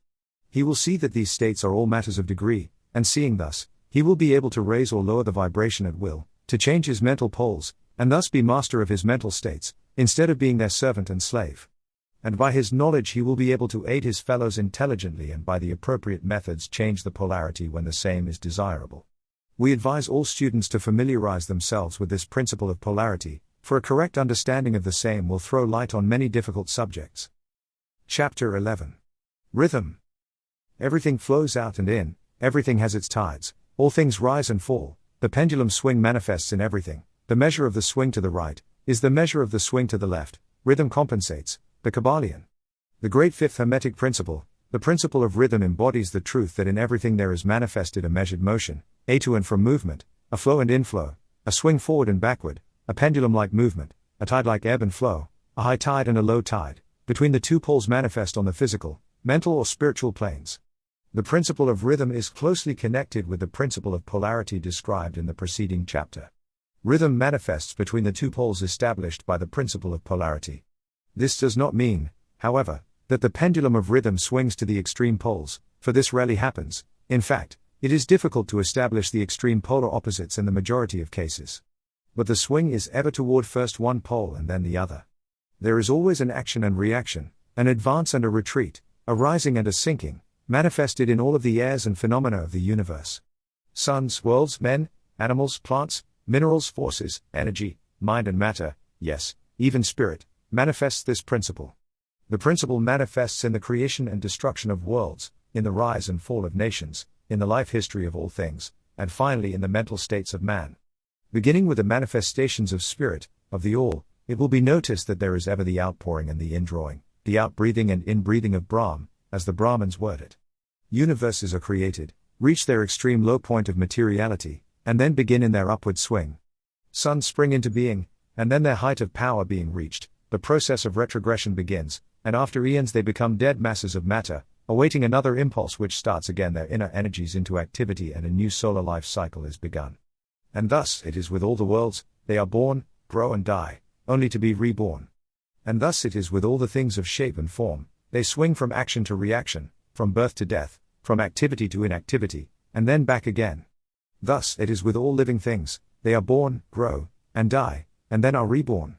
So it is with all great movements, philosophies, creeds, fashions, governments, nations, and all else: birth, growth, maturity, decadence, death and then new birth. The swing of the pendulum is ever in evidence. Night follows day, and day night. The pendulum swings from summer to winter, and then back again.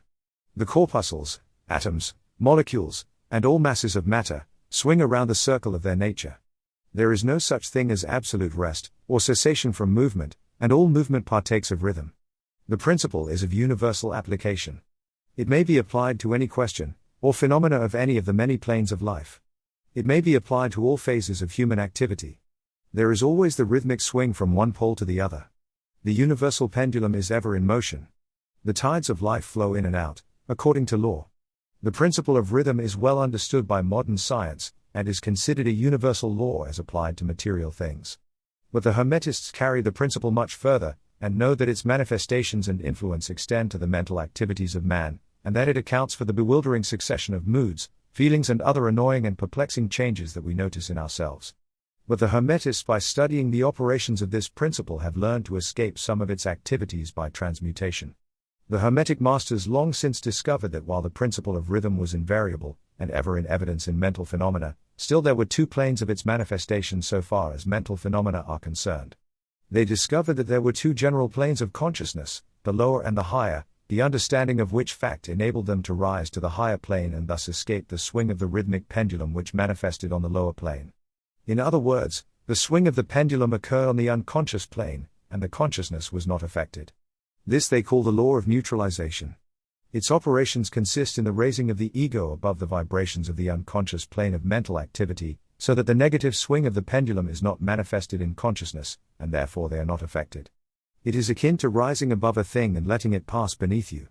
The Hermetic master or advanced student polarizes himself at the desired pole, and by a process akin to refusing to participate in the backward swing or, if you prefer, a denial of its influence over him, he stands firm in his polarized position, and allows the mental pendulum to swing back along the unconscious plane. All individuals who have attained any degree of self-mastery accomplish this, more or less unknowingly, and by refusing to allow their moods and negative mental states to affect them, they apply the law of neutralization. The master, however, carries this to a much higher degree of proficiency, and by the use of his will he attains a degree of poise and mental firmness almost impossible of belief on the part of those who allow themselves to be swung backward and forward by the mental pendulum of moods and feelings. The importance of this will be appreciated by any thinking person who realizes what creatures of moods, feelings and emotion the majority of people are, and how little mastery of themselves they manifest. If you will stop and consider a moment, you will realize how much these swings of rhythm have affected you in your life, how a period of enthusiasm has been invariably followed by an opposite feeling and mood of depression. Likewise, your moods and periods of courage have been succeeded by equal moods of fear. And so it has ever been with a majority of persons. Tides of feeling have ever risen and fallen with them, but they have never suspected the cause or reason of the mental phenomena. An understanding of the workings of this principle will give one the key to the mastery of these rhythmic swings of feeling and will enable him to know himself better and to avoid being carried away by these inflows and outflows. The will is superior to the conscious manifestation of this principle, although the principle itself can never be destroyed. We may escape its effects, but the principle operates, nevertheless. The pendulum ever swings, although we may escape being carried along with it. There are other features of the operation of this principle of rhythm of which we wish to speak at this point. There comes into its operations that which is known as the law of compensation. One of the definitions or meanings of the word compensate is, to counterbalance, which is the sense in which the Hermetists use the term. It is this law of compensation to which the Kybalion refers when it says, the measure of the swing to the right is the measure of the swing to the left, rhythm compensates. The law of compensation is that a swing in one direction determines the swing in the opposite direction, or to the opposite pole the one balances, or counterbalances, the other. On the physical plane we see many examples of this law. The pendulum of the clock swings a certain distance to the right, and then an equal distance to the left. The seasons balance each other in the same way. The tides follow the same law. And the same law is manifested in all the phenomena of rhythm. The pendulum, with a short swing in one direction, has but a short swing in the other, while the long swing to the right invariably means the long swing to the left. An object hurled upward to a certain height has an equal distance to traverse on its return. The force with which a projectile is sent upward a mile is reproduced when the projectile returns to the earth on its return journey. This law is constant on the physical plane, as reference to the standard authorities will show you. But the Hermetists carry it still further. They teach that a man's mental states are subject to the same law. The man who enjoys keenly is subject to keen suffering, while he who feels but little pain is capable of feeling but little joy. The pig suffers but little mentally, and enjoys but little, he is compensated. And on the other hand, there are other animals who enjoy keenly, but whose nervous organism and temperament cause them to suffer exquisite degrees of pain, and so it is with man. There are temperaments which permit of but low degrees of enjoyment, and equally low degrees of suffering, while there are others which permit the most intense enjoyment, but also the most intense suffering. The rule is that the capacity for pain and pleasure, in each individual, are balanced. The law of compensation is in full operation here. But the Hermetists go still further in this matter. They teach that before one is able to enjoy a certain degree of pleasure, he must have swung as far, proportionately, toward the other pole of feeling. They hold, however, that the negative is precedent to the positive in this matter, that is to say that in experiencing a certain degree of pleasure it does not follow that he will have to pay up for it with a corresponding degree of pain. On the contrary, the pleasure is the rhythmic swing, according to the law of compensation, for a degree of pain previously experienced either in the present life, or in a previous incarnation. This throws a new light on the problem of pain. The Hermetists regard the chain of lives as continuous, and as forming a part of one life of the individual, so that in consequence the rhythmic swing is understood in this way, while it would be without meaning unless the truth of reincarnation is admitted. But the Hermetists claim that the master or advanced student is able, to a great degree, to escape the swing toward pain, by the process of neutralization before mentioned. By rising on to the higher plane of the ego, much of the experience that comes to those dwelling on the lower plane is avoided and escaped. The law of compensation plays an important part in the lives of men and women. It will be noticed that one generally pays the price of anything he possesses or lacks. If he has one thing, he lacks another, the balance is struck. No one can keep his penny and have the bit of cake at the same time. Everything has its pleasant and unpleasant sides. The things that one gains are always paid for by the things that one loses. The rich possess much that the poor lack, while the poor often possess things that are beyond the reach of the rich.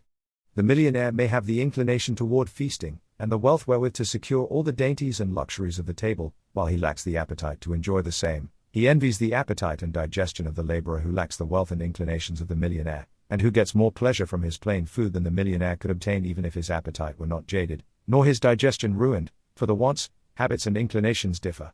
And so it is through life. The law of compensation is ever in operation, striving to balance and counterbalance, and always succeeding in time, even though several lives may be required for the return swing of the pendulum of rhythm. Chapter 12. Causation. Every cause has its effect, every effect has its cause, everything happens according to law. Chance is but a name for law not recognized. There are many planes of causation, but nothing escapes the law, the Kybalion. The great sixth Hermetic principle, the principle of cause and effect, embodies the truth that law pervades the universe, that nothing happens by chance, that chance is merely a term indicating cause existing but not recognized or perceived, that phenomena is continuous, without break or exception. The principle of cause and effect underlies all scientific thought, ancient and modern, and was enunciated by the Hermetic teachers in the earliest days. While many and varied disputes between the many schools of thought have since arisen, these disputes have been principally upon the details of the operations of the principle, and still more often upon the meaning of certain words. The underlying principle of cause and effect has been accepted as correct by practically all the thinkers of the world worthy of the name. To think otherwise would be to take the phenomena of the universe from the domain of law and order, and to relegate it to the control of the imaginary something which men have called chance. A little consideration will show anyone that there is in reality no such thing as pure chance. Webster defines the word chance as follows: a supposed agent or mode of activity other than a force, law or purpose, the operation or activity of such agent, the supposed effect of such an agent, a happening, fortuity, casualty, etc. But a little consideration will show you that there can be no such agent as chance, in the sense of something outside of law, something outside of cause and effect. How could there be a something acting in the phenomenal universe, independent of the laws, order, and continuity of the latter? Such a something would be entirely independent of the orderly trend of the universe, and therefore superior to it. We can imagine nothing outside of the all being outside of the law, and that only because the all is the law in itself. There is no room in the universe for a something outside of and independent of law. The existence of such a something would render all natural laws ineffective, and would plunge the universe into chaotic disorder and lawlessness. A careful examination will show that what we call chance is merely an expression relating to obscure causes, causes that we cannot perceive, causes that we cannot understand. The word chance is derived from a word meaning to fall, as the falling of dice, the idea being that the fall of the dice, and many other happenings, are merely a happening unrelated to any cause. And this is the sense in which the term is generally employed. But when the matter is closely examined, it is seen that there is no chance whatsoever about the fall of the dice. Each time a die falls, and displays a certain number, it obeys a law as infallible as that which governs the revolution of the planets around the sun. Back of the fall of the die are causes, or chains of causes, running back further than the mind can follow. The position of the die in the box, the amount of muscular energy expended in the throw, the condition of the table, etc., etc., all are causes, the effect of which may be seen. But back of these seen causes there are chains of unseen preceding causes, all of which had a bearing upon the number of the die which fell uppermost. If a die be cast a great number of times, it will be found that the numbers shown will be about equal, that is, there will be an equal number of 1 spot, 2 spot, etc., coming uppermost. Toss a penny in the air, and it may come down either heads or tails, but make a sufficient number of tosses, and the heads and tails will about even up. This is the operation of the law of average. But both the average and the single toss come under the law of cause and effect, and if we were able to examine into the preceding causes, it would be clearly seen that it was simply impossible for the die to fall other than it did, under the same circumstances and at the same time. Given the same causes, the same results will follow. There is always a cause and a because to every event. Nothing ever happens without a cause, or rather a chain of causes. Some confusion has arisen in the minds of persons considering this principle, from the fact that they were unable to explain how one thing could cause another thing, that is, be the creator of the second thing. As a matter of fact, no thing ever causes or creates another thing. Cause and effect deals merely with events. An event is that which comes, arrives or happens, as a result or consequent of some preceding event. No event creates another event, but is merely a preceding link in the great orderly chain of events flowing from the creative energy of the all. There is a continuity between all events precedent, consequent and subsequent. There is a relation existing between everything that has gone before, and everything that follows. A stone is dislodged from a mountain side and crashes through a roof of a cottage in the valley below. At first sight we regard this as a chance effect, but when we examine the matter, we find a great chain of causes behind it. In the first place there was the rain which softened the earth supporting the stone and which allowed it to fall, then back of that was the influence of the sun, other rains, etc., which gradually disintegrated the piece of rock from a larger piece. Then there were the causes which led to the formation of the mountain, and its upheaval by convulsions of nature, and so on ad infinitum. Then we might follow up the causes behind the rain, etc. Then we might consider the existence of the roof. In short, we would soon find ourselves involved in a mesh of cause and effect, from which we would soon strive to extricate ourselves. Just as a man has 2 parents, and 4 grandparents, and 8 great-grandparents, and 16 great-great-grandparents, and so on until when, say, 40 generations are calculated the numbers of ancestors run into many millions, so it is with the number of causes behind even the most trifling event or phenomena, such as the passage of a tiny speck of soot before your eye. It is not an easy matter to trace the bit of soot hacked to the early period of the world's history when it formed a part of a massive tree trunk, which was afterward converted into coal, and so on, until as the speck of soot it now passes before your vision on its way to other adventures. And a mighty chain of events, causes and effects, brought it to its present condition, and the later is but one of the chain of events which will go to produce other events hundreds of years from now. One of the series of events arising from the tiny bit of soot was the writing of these lines, which caused the typesetter to perform certain work, the proofreader to do likewise, and which will arouse certain thoughts in your mind, and that of others, which in turn will affect others, and so on, and on, and on, beyond the ability of man to think further, and all from the passage of a tiny bit of soot, all of which shows the relativity and association of things, and the further fact that there is no great, there is no small, in the mind that causeth all. Stop to think a moment. If a certain man had not met a certain maid, away back in the dim period of the Stone Age, you who are now reading these lines would not now be here. And if, perhaps, the same couple had failed to meet, we who now write these lines would not now be here. And the very act of writing, on our part, and the act of reading, on yours, will affect not only the respective lives of yourself and ourselves, but will also have a direct, or indirect, effect upon many other people now living and who will live in the ages to come. Every thought we think, every act we perform, has its direct and indirect results which fit into the great chain of cause and effect. We do not wish to enter into a consideration of free will, or determinism, in this work, for various reasons. Among the many reasons, is the principal one that neither side of the controversy is entirely right. In fact, both sides are partially right, according to the Hermetic teachings. The principle of polarity shows that both are but half-truths, the opposing poles of truth. The teachings are that a man may be both free and yet bound by necessity, depending upon the meaning of the terms, and the height of truth from which the matter is examined. The ancient writers express the matter thus: the further the creation is from the center, the more it is bound, the nearer the center it reaches, the nearer free is it. The majority of people are more or less the slaves of heredity, environment, etc., and manifest very little freedom. They are swayed by the opinions, customs and thoughts of the outside world, and also by their emotions, feelings, moods, etc. They manifest no mastery, worthy of the name. They indignantly repudiate this assertion, saying, "Why, I certainly am free to act and do as I please, I do just what I want to do," but they fail to explain whence arise the want to and as I please. What makes them want to do one thing in preference to another? What makes them pleased to do this, and not do that? Is there no because to their pleasing and wanting? The master can change these pleases and wants into others at the opposite end of the mental pole. He is able to will, instead of to will, because some feeling, mood, emotion, or environmental suggestion arouses a tendency or desire within him so to do. The majority of people are carried along like the falling stone, obedient to environment, outside influences and internal moods, desires, etc., not to speak of the desires and wills of others stronger than themselves, heredity, environment, and suggestion, carrying them along without resistance on their part, or the exercise of the will. Moved like the pawns on the checkerboard of life, they play their parts and are laid aside after the game is over. But the masters, knowing the rules of the game, rise above the plane of material life, and placing themselves in touch with the higher powers of their nature, dominate their own moods, characters, qualities, and polarity, as well as the environment surrounding them, and thus become movers in the game, instead of pawns, causes instead of effects. The masters do not escape the causation of the higher planes, but fall in with the higher laws, and thus master circumstances on the lower plane. They thus form a conscious part of the law, instead of being mere blind instruments. While they serve on the higher planes, they rule on the material plane. But, on higher and on lower, the law is always in operation. There is no such thing as chance. The blind goddess has been abolished by reason. We are able to see now, with eyes made clear by knowledge, that everything is governed by universal law, that the infinite number of laws are but manifestations of the one great law, the law which is the all.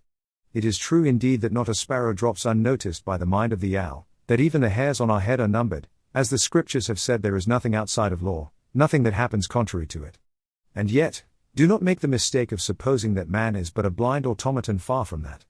The Hermetic teachings are that man may use law to overcome laws, and that the higher will always prevail against the lower, until at last he has reached the stage in which he seeks refuge in the law itself, and laughs the phenomenal laws to scorn. Are you able to grasp the inner meaning of this? Chapter 13. Gender. Gender is in everything. Everything has its masculine and feminine principles. Gender manifests on all planes. The Kybalion. The great seventh Hermetic principle, the principle of gender, embodies the truth that there is gender manifested in everything, that the masculine and feminine principles are ever present and active in all phases of phenomena, on each and every plane of life. At this point we think it well to call your attention to the fact that gender, in its Hermetic sense, and sex in the ordinarily accepted use of the term, are not the same. The word gender is derived from the Latin root meaning to beget, to procreate, to generate, to create, to produce. A moment's consideration will show you that the word has a much broader and more general meaning than the term sex, the latter referring to the physical distinctions between male and female living things. Sex is merely a manifestation of gender on a certain plane of the great physical plane, the plane of organic life. We wish to impress this distinction upon your minds, for the reason that certain writers, who have acquired a smattering of the Hermetic philosophy, have sought to identify this seventh Hermetic principle with wild and fanciful, and often reprehensible, theories and teachings regarding sex. The office of gender is solely that of creating, producing, generating, etc., and its manifestations are visible on every plane of phenomena. It is somewhat difficult to produce proofs of this along scientific lines, for the reason that science has not as yet recognized this principle as of universal application. But still some proofs are forthcoming from scientific sources. In the first place, we find a distinct manifestation of the principle of gender among the corpuscles, ions, or electrons, which constitute the basis of matter as science now knows the latter, and which by forming certain combinations form the atom, which until lately was regarded as final and indivisible. The latest word of science is that the atom is composed of a multitude of corpuscles, electrons, or ions, the various names being applied by different authorities, revolving around each other and vibrating at a high degree and intensity. But the accompanying statement is made that the formation of the atom is really due to the clustering of negative corpuscles around a positive one, the positive corpuscles seeming to exert a certain influence upon the negative corpuscles, causing the latter to assume certain combinations and thus create or generate an atom. This is in line with the most ancient Hermetic teachings, which have always identified the masculine principle of gender with the positive, and the feminine with the negative poles of electricity, so called. Now a word at this point regarding this identification. The public mind has formed an entirely erroneous impression regarding the qualities of the so-called negative pole of electrified or magnetized matter. The terms positive and negative are very wrongly applied to this phenomenon by science. The word positive means something real and strong, as compared with a negative unreality or weakness. Nothing is further from the real facts of electrical phenomenon. The so-called negative pole of the battery is really the pole in and by which the generation or production of new forms and energies is manifested. There is nothing negative about it.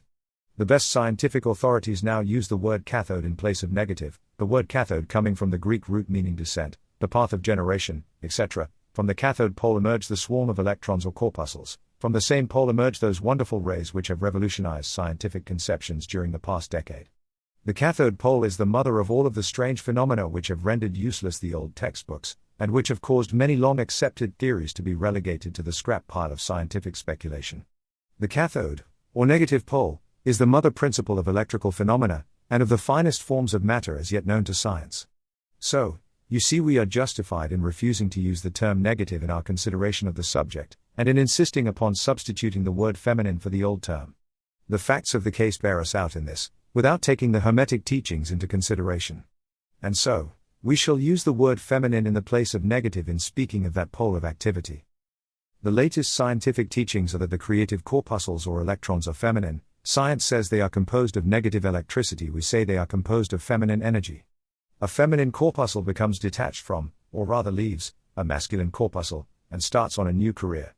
It actively seeks a union with a masculine corpuscle, being urged thereto by the natural impulse to create new forms of matter or energy.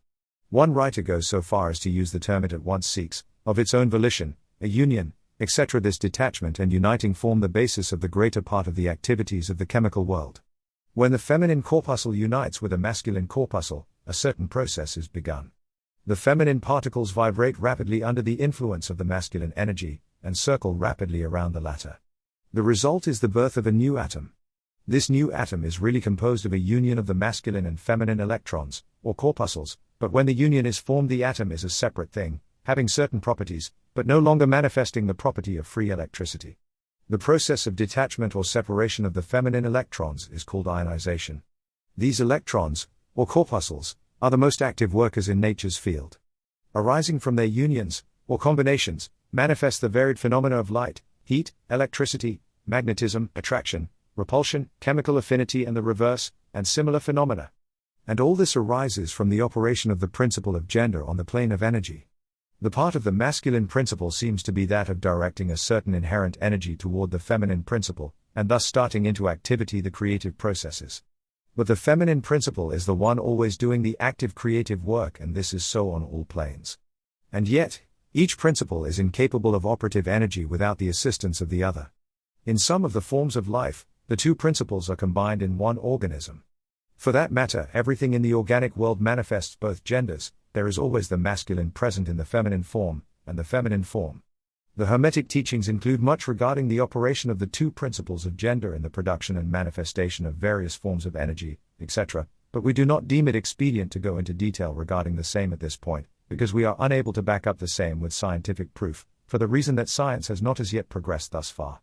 But the example we have given you of the phenomena of the electrons or corpuscles will show you that science is on the right path and will also give you a general idea of the underlying principles.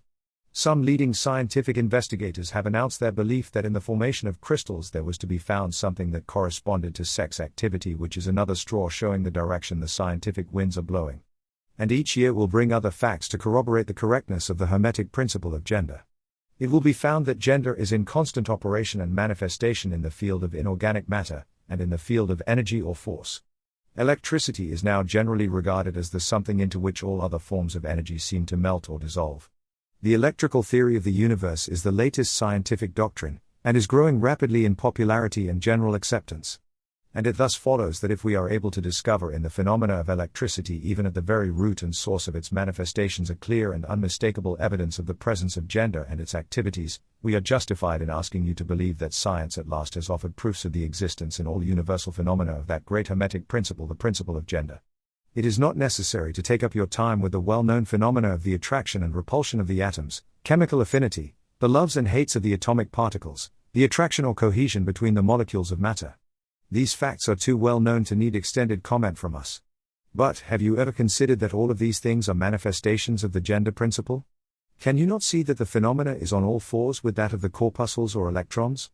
And more than this, can you not see the reasonableness of the Hermetic teachings which assert that the very law of gravitation, that strange attraction by reason of which all particles and bodies of matter in the universe tend toward each other, is but another manifestation of the principle of gender, which operates in the direction of attracting the masculine to the feminine energies, and vice versa?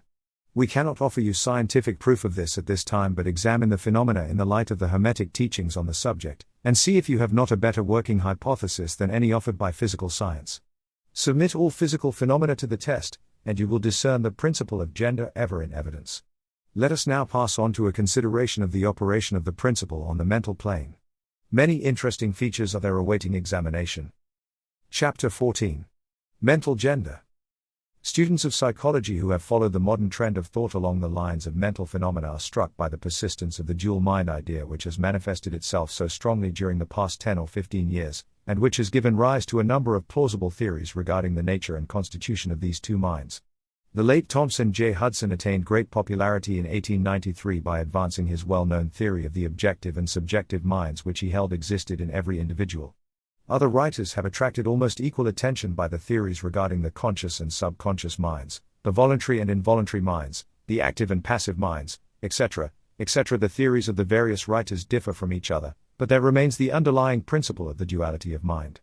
The student of the Hermetic philosophy is tempted to smile when he reads and hears of these many new theories regarding the duality of mind, each school adhering tenaciously to its own pet theories, and each claiming to have discovered the truth. The student turns back the pages of occult history, and away back in the dim beginnings of occult teachings he finds references to the ancient Hermetic doctrine of the principle of gender on the mental plane, the manifestation of mental gender.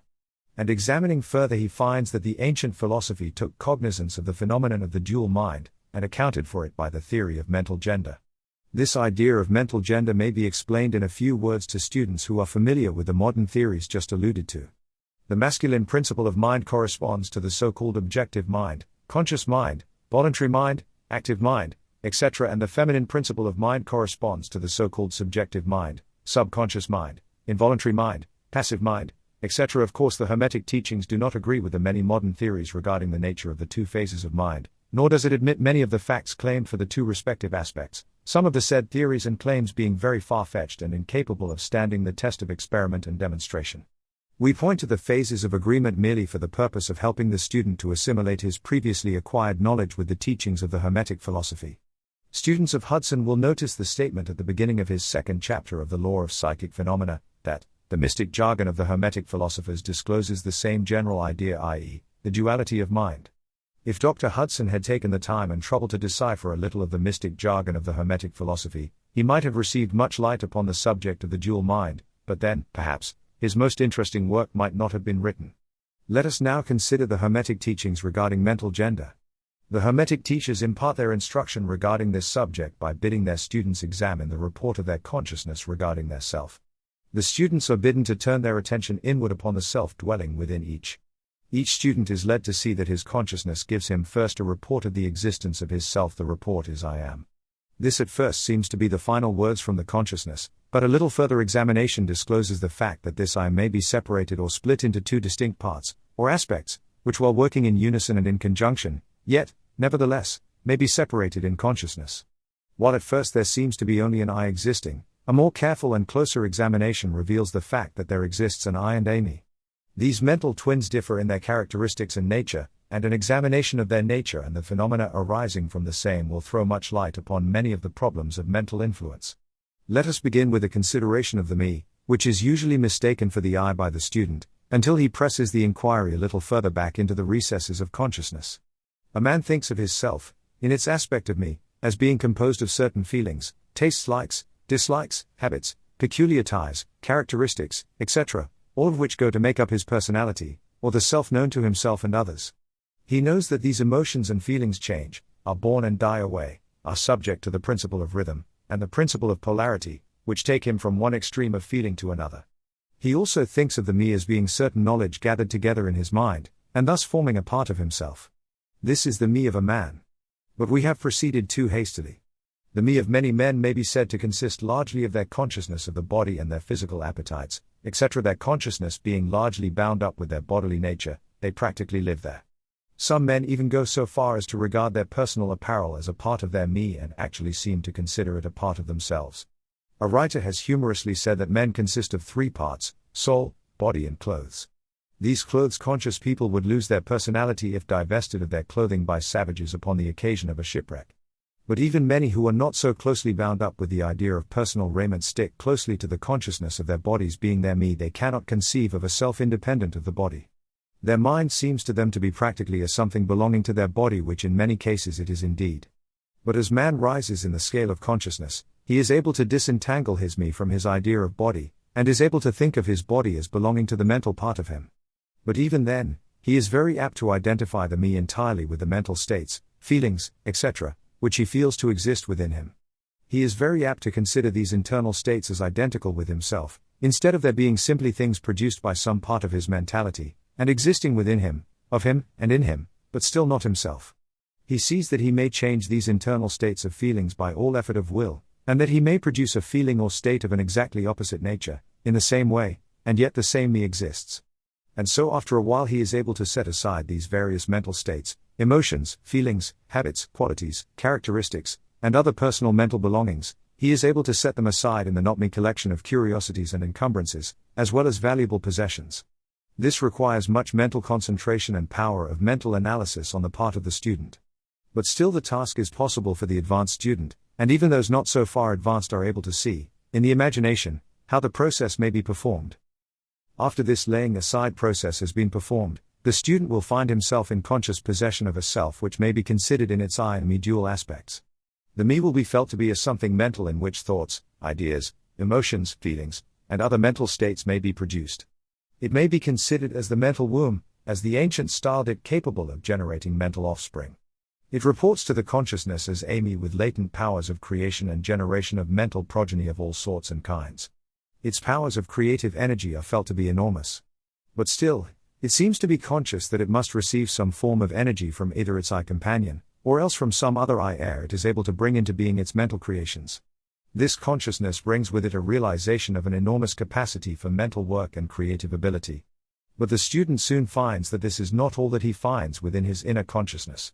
He finds that there exists a mental something which is able to will that the me act along certain creative lines, and which is also able to stand aside and witness the mental creation. This part of himself he is taught to call his I. He is able to rest in its consciousness at will.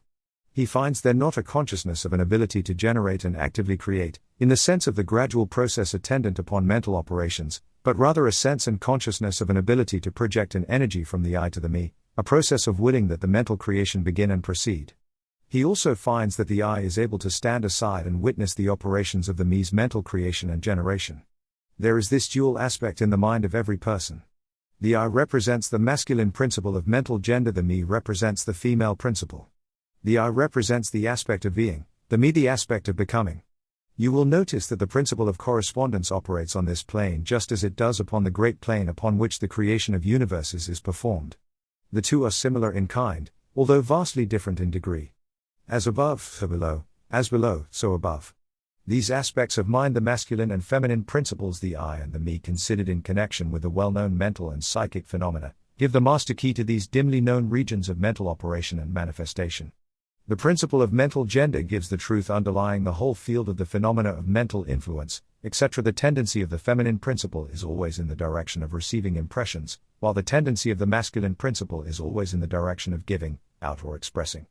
The feminine principle has much more varied field of operation than has the masculine principle. The feminine principle conducts the work of generating new thoughts, concepts, ideas, including the work of the imagination.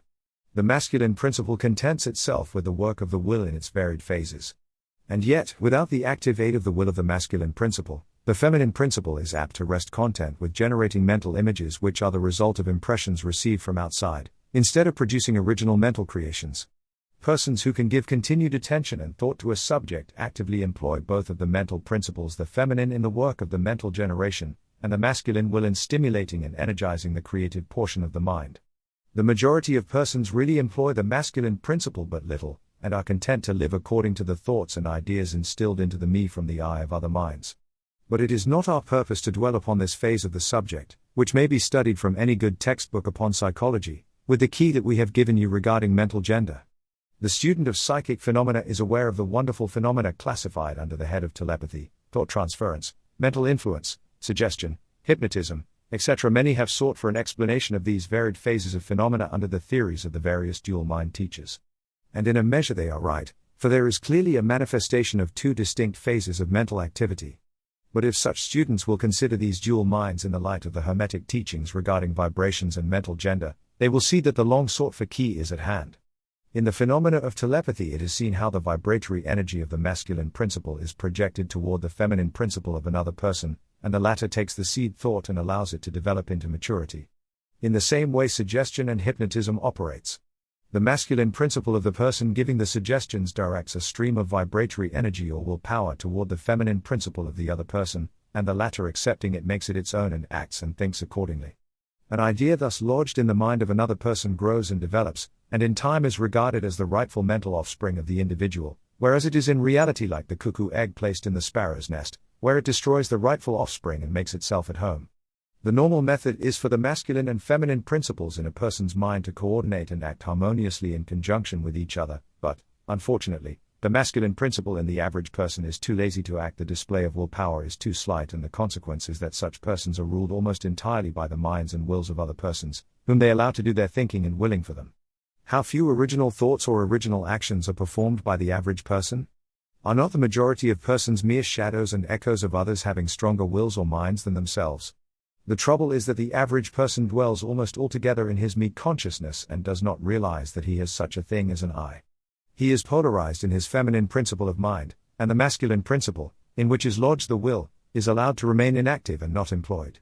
The strong men and women of the world invariably manifest the masculine principle of will, and their strength depends materially upon this fact. Instead of living upon the impressions made upon their minds by others, they dominate their own minds by their will, obtaining the kind of mental images desired, and moreover dominate the minds of others likewise, in the same manner.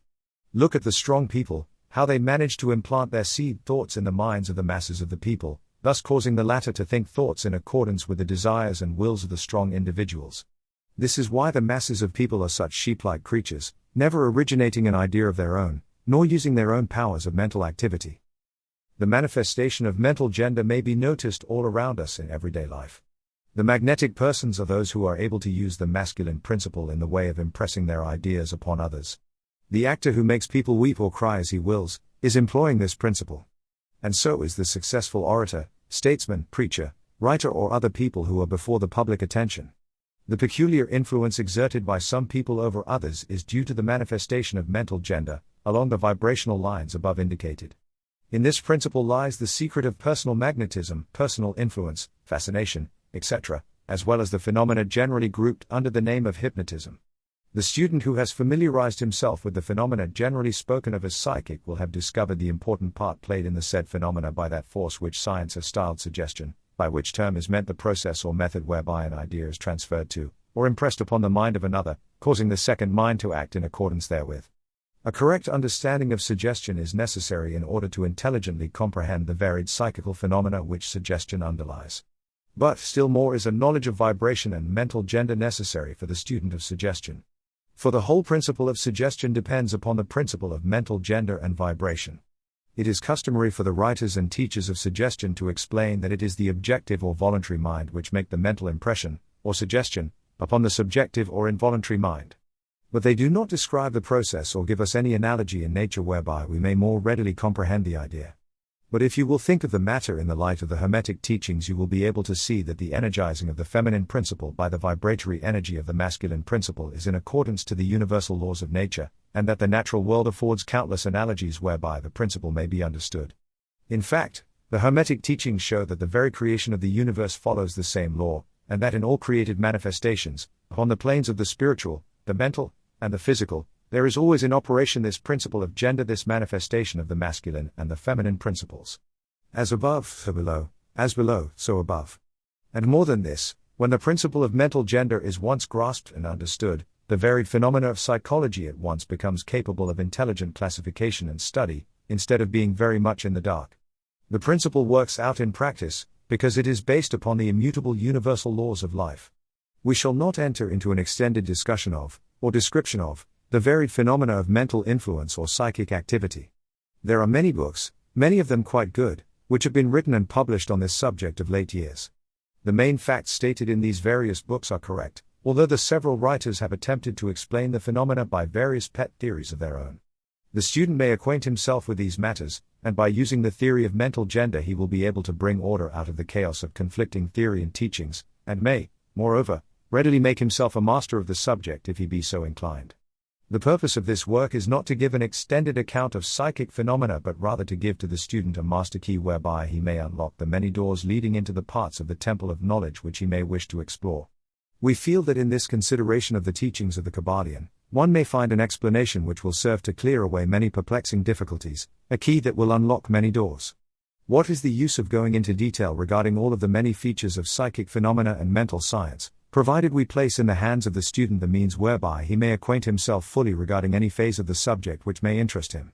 With the aid of the Kybalion one may go through any occult library anew, the old light from Egypt illuminating many dark pages, and obscure subjects. That is the purpose of this book.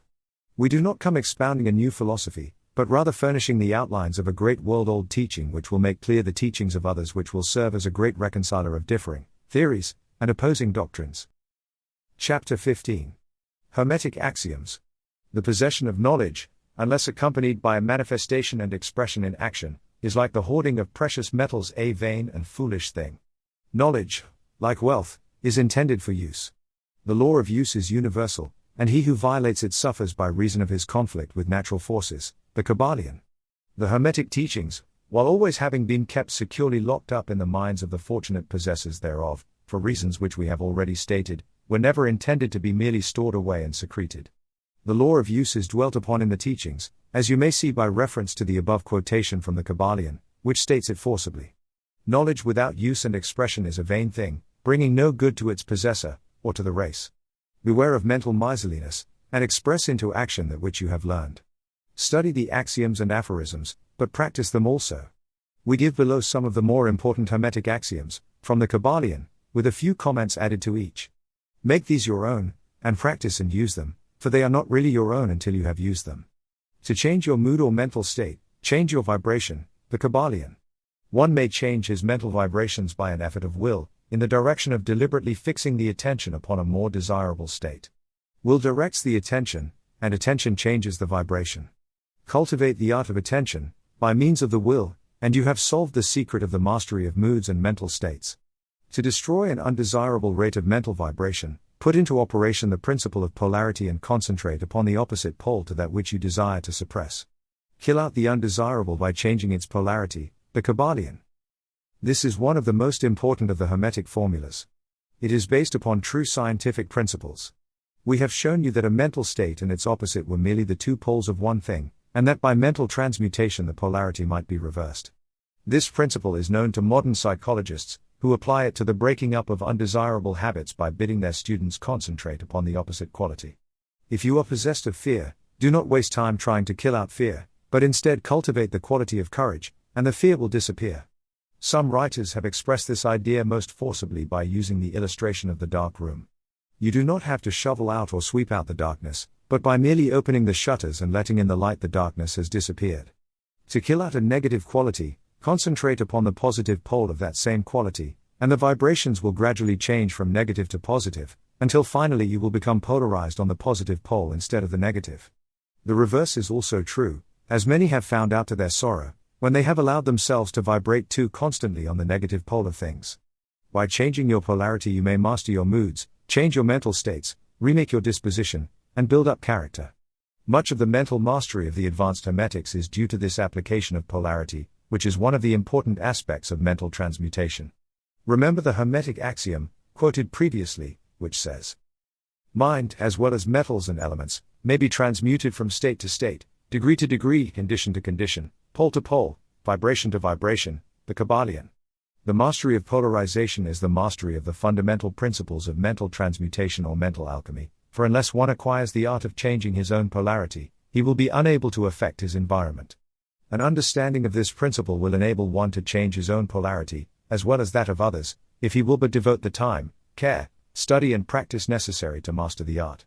The principle is true, but the results obtained depend upon the persistent patience and practice of the student. Rhythm may be neutralized by an application of the art of polarization, the Kybalion.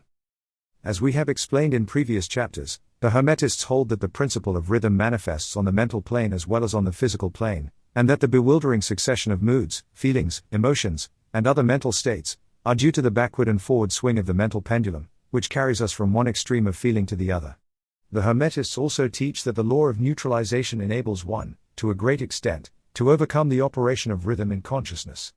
As we have explained, there is a higher plane of consciousness, as well as the ordinary lower plane, and the master by rising mentally to the higher plane causes the swing of the mental pendulum to manifest on the lower plane, and he, dwelling on his higher plane, escapes the consciousness of the swing backward. This is effected by polarizing on the higher self, and thus raising the mental vibrations of the ego above those of the ordinary plane of consciousness. It is akin to rising above a thing and allowing it to pass beneath you. The advanced Hermetist polarizes himself at the positive pole of his being, the I am pole, rather than the pole of personality, and by refusing and denying the operation of rhythm, raises himself above its plane of consciousness, and standing firm in his statement of being, he allows the pendulum to swing back on the lower plane without changing his polarity. This is accomplished by all individuals who have attained any degree of self-mastery, whether they understand the law or not. Such persons simply refuse to allow themselves to be swung back by the pendulum of mood and emotion, and by steadfastly affirming the superiority they remain polarized on the positive pole. The master, of course, attains a far greater degree of proficiency, because he understands the law which he is overcoming by a higher law, and by the use of his will he attains a degree of poise and mental steadfastness almost impossible of belief on the part of those who allow themselves to be swung backward and forward by the mental pendulum of moods and feelings. Remember always, however, that you do not really destroy the principle of rhythm, for that is indestructible. You simply overcome one law by counterbalancing it with another and thus maintain an equilibrium. The laws of balance and counterbalance are in operation on the mental as well as on the physical planes, and an understanding of these laws enables one to seem to overthrow laws, whereas he is merely exerting a counterbalance. Nothing escapes the principle of cause and effect, but there are many planes of causation, and one may use the laws of the higher to overcome the laws of the lower, the Kybalion. By an understanding of the practice of polarization, the Hermetists rise to a higher plane of causation and thus counterbalance the laws of the lower planes of causation. By rising above the plane of ordinary causes they become themselves, in a degree, causes instead of being merely caused. By being able to master their own moods and feelings, and by being able to neutralize rhythm, as we have already explained, they are able to escape a great part of the operations of cause and effect on the ordinary plane. The masses of people are carried along, obedient to their environment, the wills and desires of others stronger than themselves, the effects of inherited tendencies, the suggestions of those about them, and other outward causes, which tend to move them about on the chessboard of life like mere pawns. By rising above these influencing causes, the advanced Hermetists seek a higher plane of mental action, and by dominating their moods, emotions, impulses and feelings, they create for themselves new characters, qualities and powers, by which they overcome their ordinary environment, and thus become practically players instead of mere pawns.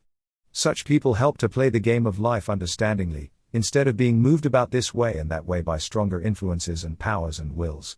They use the principle of cause and effect, instead of being used by it.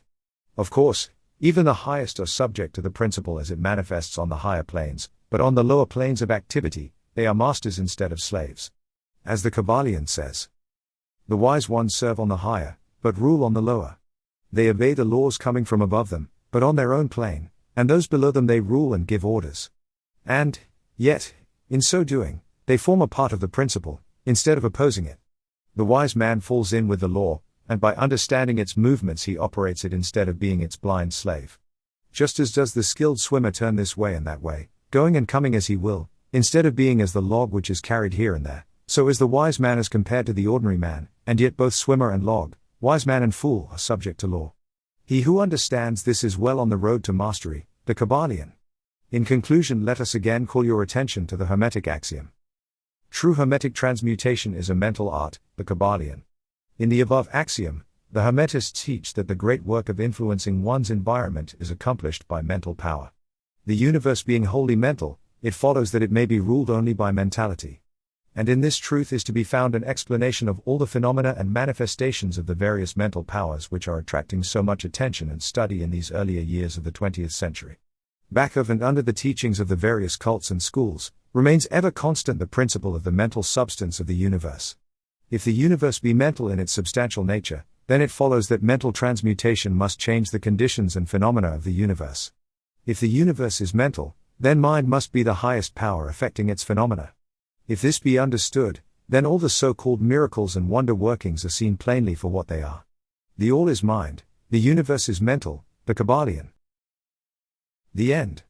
Thank you for listening to the Kybalion by the 3 Initiatives. Please like, share and subscribe for more audiobooks.